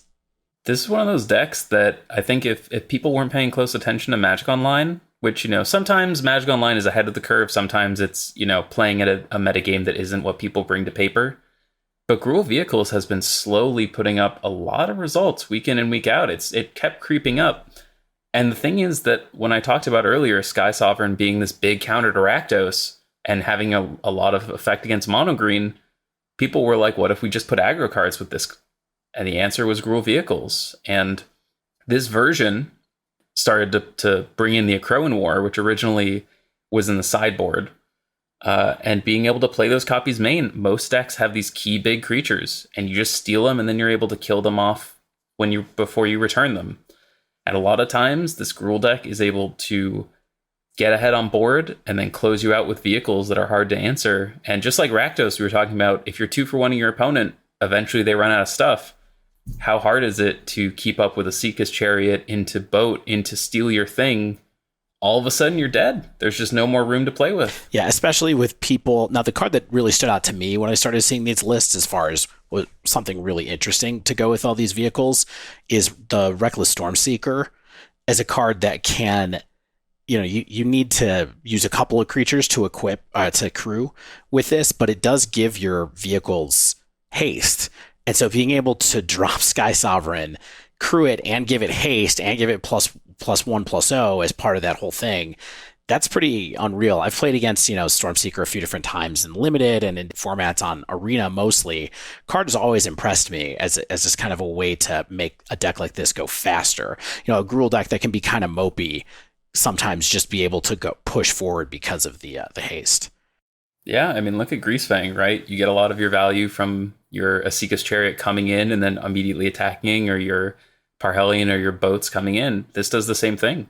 Dealing 6 damage across 2 creatures and getting to attack for 6 or 7 if you can, put the plus on there, is a lot on one turn.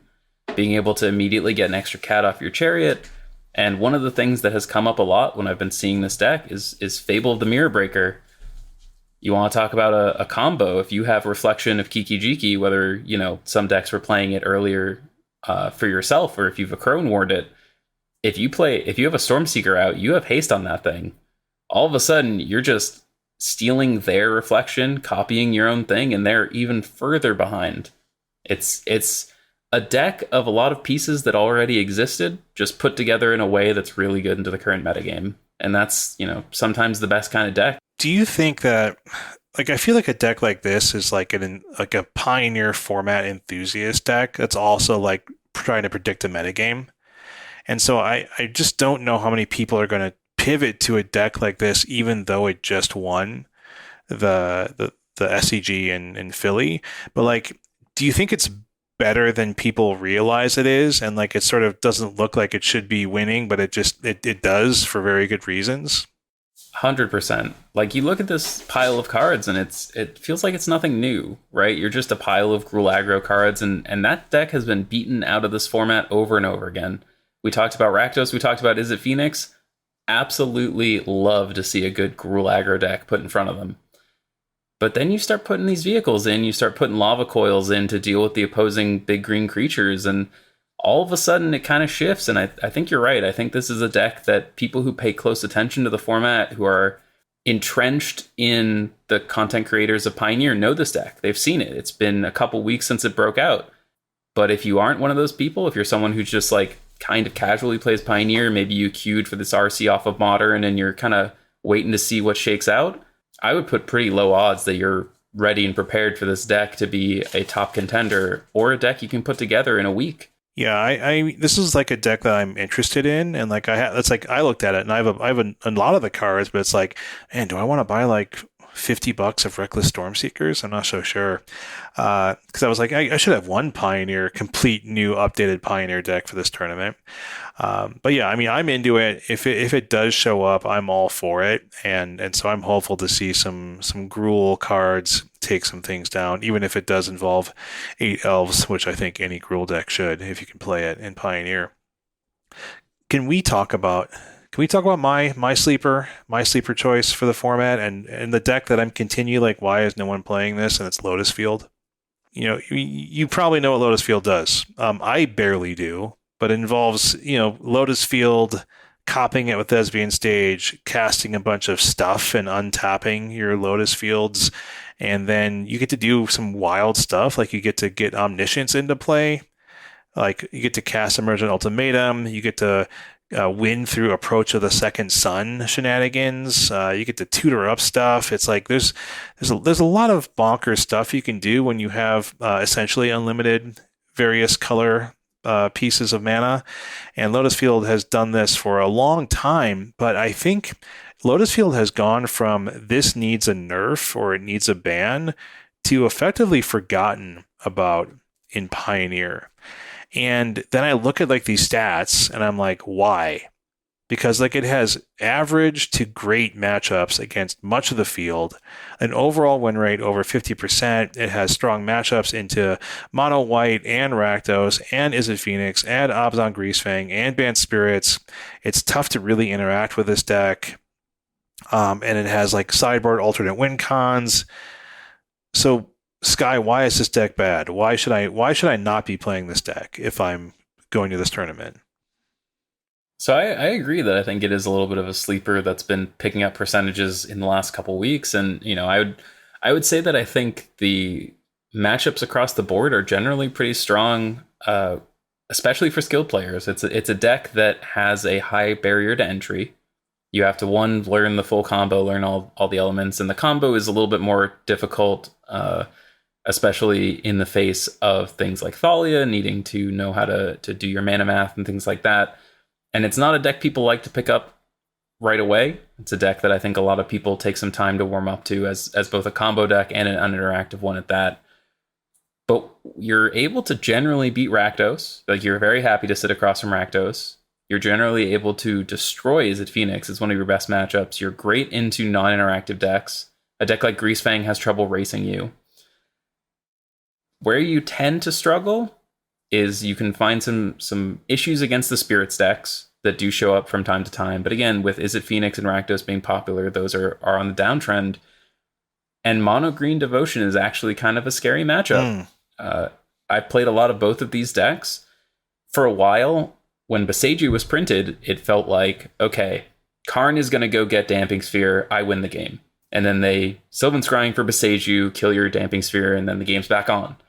And then you go get Godfarah Statue, and then they go get another Boseiju. And hopefully in the time that all this happened, as Mono Green, you've won the game.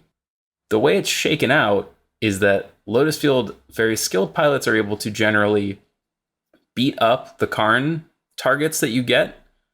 Where it comes down to the problem is that you're still a turn slow, because you have to take that turn off to kill the Karn target. So if they have a fast hand that has either the combo or just a lot of pressure, you're still falling behind. And so it makes Mono Green tough. Even in the best pilot's hands, having that one extra turn can make a difference for Lotus Field. Because you're generally a turn 5 combo deck, and Mono Green can sometimes just get there a turn faster than you if you have to take a turn off. That's wild. That's wild to hear. Dave, how did this deck do in Philly? We had one person in the top 8 with this, Adam Becker on Lotus Field, was in the 5th through 8th slot. So we had some people. And how about overall? Overall meta share was pretty low. It was actually less than 5 copies, so it was less than 2% of the meta in this particular one. Yeah, people just don't like this deck. I mean, yeah. Which is even weirder, honestly, because it's one of the challenge decks that you could get. Not all of it, but quite a bit of it came in that deck that came out last year as a pre-con. So, its entry point is pretty cheap, too. I actually wrote an article on that a while ago, and as far as challenger decks go, if you wanted to get from out of the box to as close to the real thing as possible for as cheap as possible, Lotus Field was the best. If you drop the 2 Boseijus, it's under $100 to get from box to tier 1. But the big thing about it is this weekend in the Magic Online challenges, Lotus Field put up a top 8 in both days.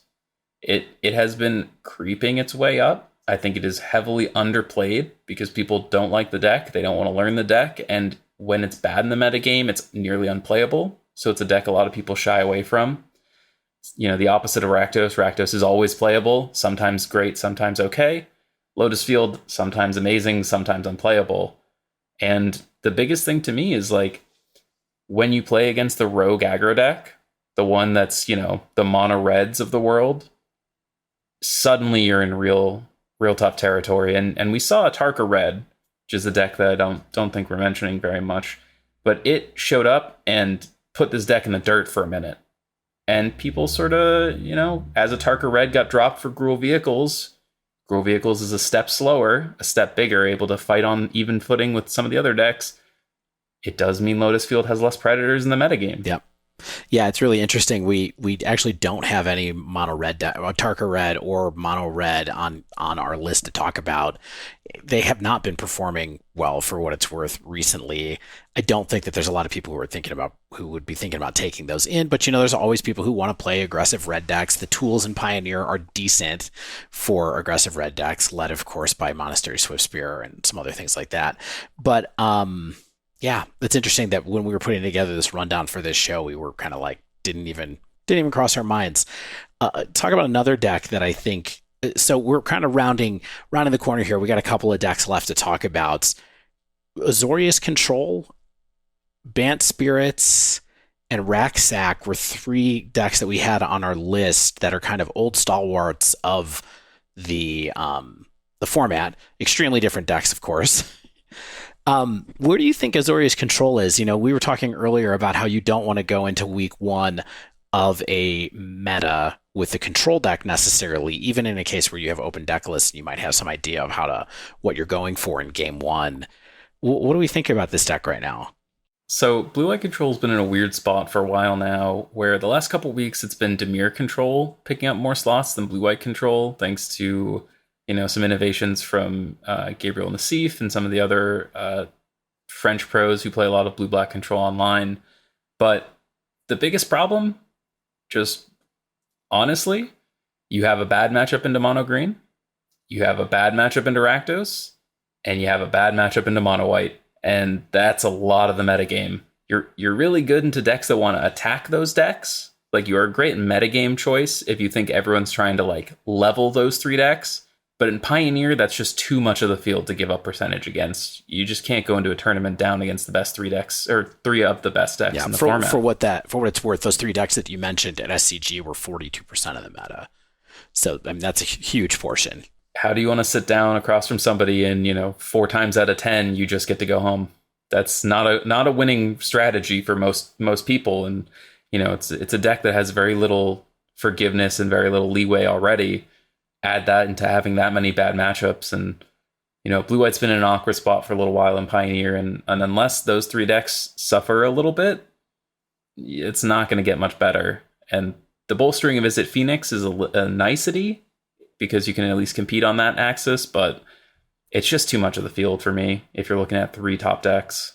How about Spirits? So we talked about Spirits being something that comes back over and over again. Mono Blue was really popular and fashionable in Pioneer for a while. They are ghosts, Dave. They are ghosts. So they do come back. Yeah, they come back all the time. That's right. So Mono Blue, really popular for a while. And then we've seen this shift lately to people playing Bant Spirits so they can get bigger creatures and also use Collected Company. What do we think about this right now? Yeah, I mean, the biggest benefit to Spirits, and this is both for Mono Blue and Bant, was always that you have a crushingly good matchup into Mono Green Devotion. If you sat down across from an opponent and they played Forest Elf, you were just pumping your fist, you were ready for the bye.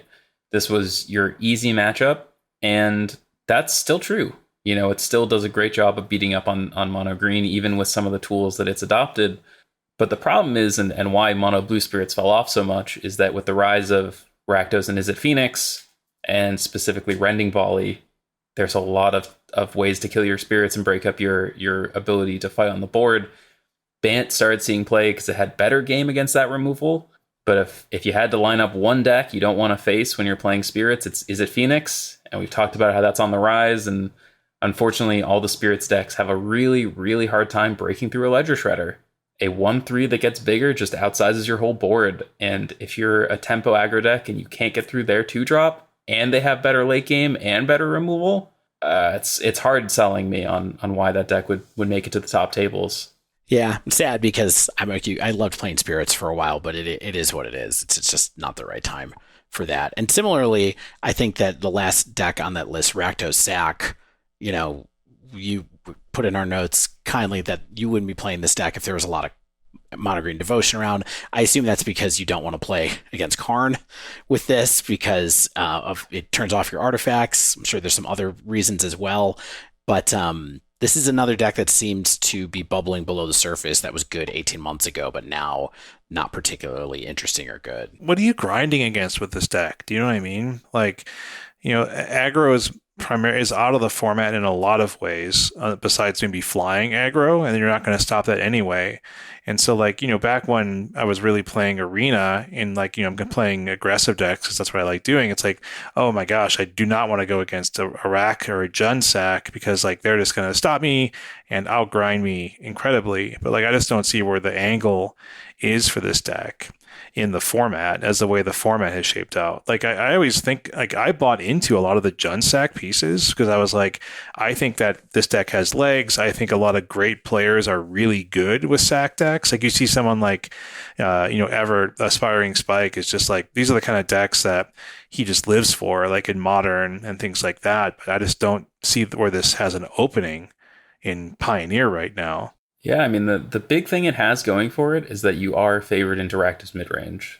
And that was always the thing it hung its hat on, was that in the Rakdos fight, you were the better deck at grinding, you were the better deck at having hard-to-answer permanents. But then you start looking at everything else. Like you said, Mayhem Devil is great at shooting things out of the sky, but even then, it's not so great once they start having high toughness, or if they're in the Bant Spirits field, being able to just Coco through you.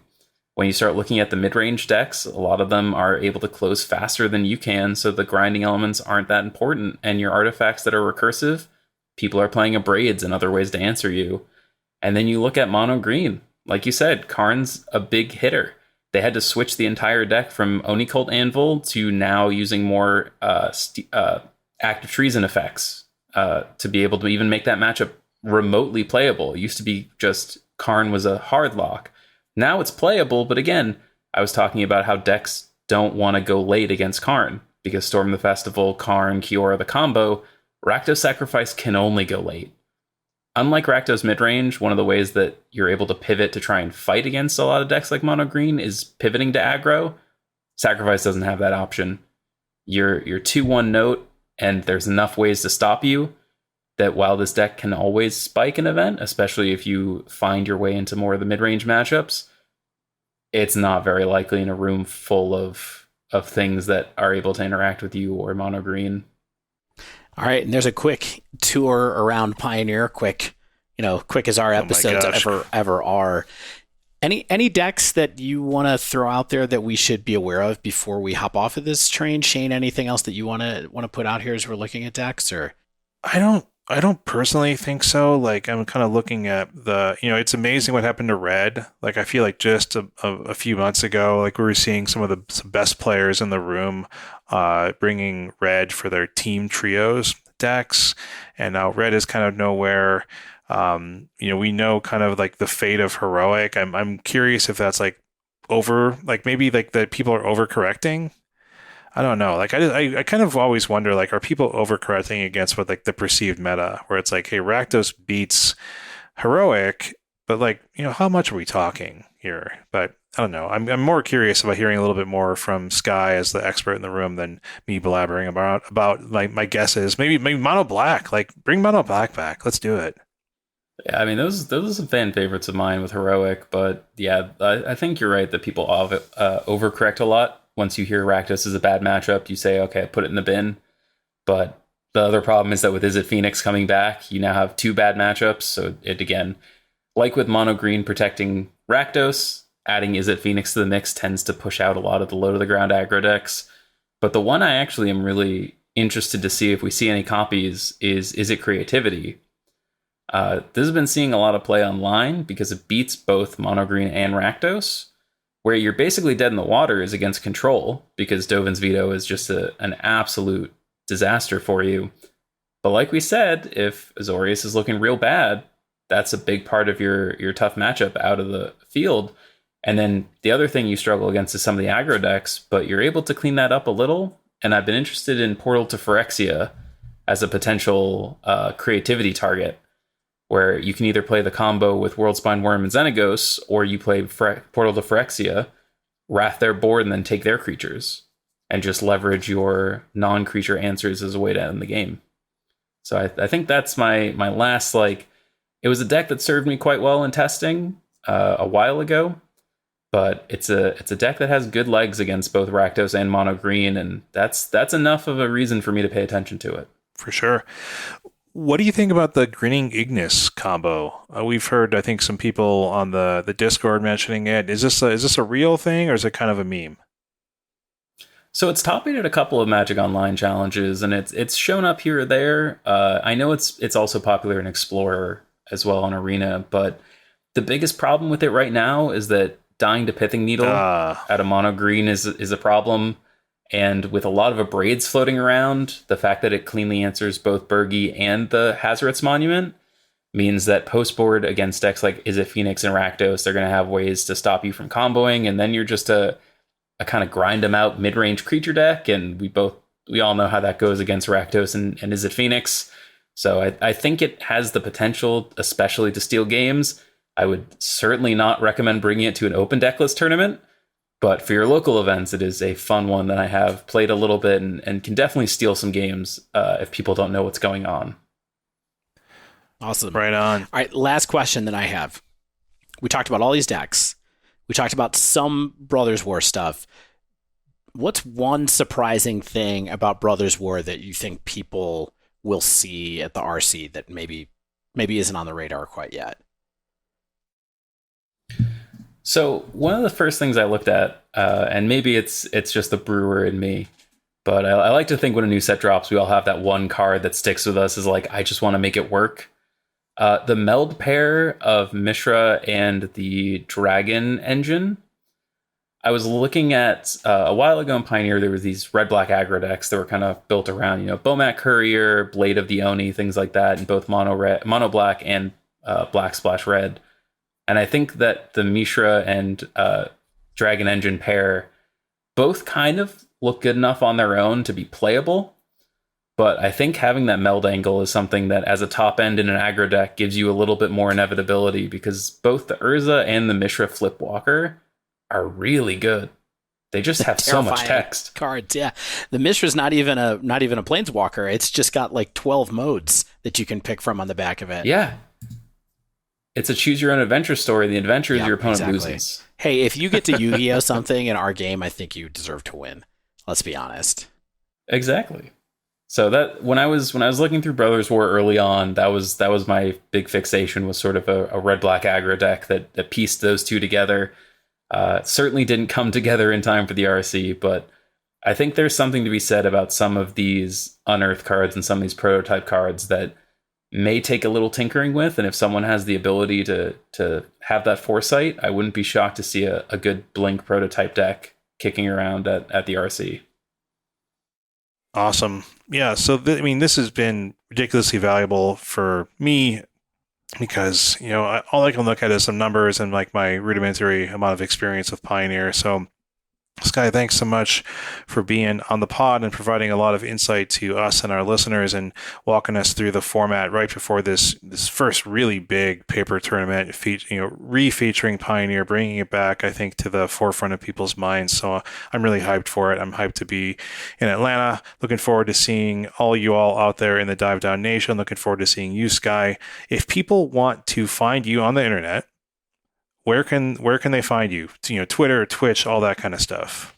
Luckily, I managed to get Darthjacen just about everywhere. So if you're looking for Darthjacen, you'll usually end up finding me, that or a Star Wars character. So if you end up on Wikipedia, you're in the wrong place. But as far as Twitter, Twitch, YouTube, they're all Darthjacen, and I try to post content pretty regularly, if not every day. A little bit off the last couple weeks in prep for Atlanta, but once we're back, we'll be back to putting up content every day. That's Jacen, Darthjacen. I think your stream is really good. Your articles are great. You're a good mind and a great addition to the content creators out there in Magic. So thanks so much for joining us this week, Sky. Truly appreciate it. Thanks for having me, and thanks for the flattery. It means the world. And so that wraps up this week's show. If you haven't, try to subscribe to us. You can subscribe on Spotify, on Apple Podcasts, on whatever pod streamer you're using. That gets you the latest episodes as soon as they come out. And you can leave us a rating, a review on Apple Podcasts, on Spotify, things like that. If you want to ask us a question, reach out to us, complain to us, ask us what in the world we're thinking doing this for 4 years. We're at The Dive Down on Twitter, or you can email thedivedown@gmail.com. If you want to support us on Patreon, that's patreon.com/thedivedown. Go check out the swag at thedivedown.com. Oh, yeah, the swag. Thedivedown.com/store. 100% cool stuff. Buy it for yourself. Give your loved ones some kind of holiday gift list. Just get like 8 hats. 'Cause there are so many colors. There are so many colors. I have a green camo hat coming because I was like, I want camo. And it's there. Shout out to Mana Traders, of course, sponsoring us for many months. Promo code TheDiveDown15 gets you 10% off your first 2 months. Of course, shaving soaps, body soaps, fragrances at Barrister and Mann using the code TheDiveDown15, 15% off your first order. On Nerd Rage Gaming, we get no kickback here. We just like supporting them and their tournament, their paper tournament series. Dive 8 gets you 8% off your order there. Thanks again, Nowhere and Space Flood, for letting us use their music. And until next week, if you're Sky, get out there and win the Atlanta Regional Championship.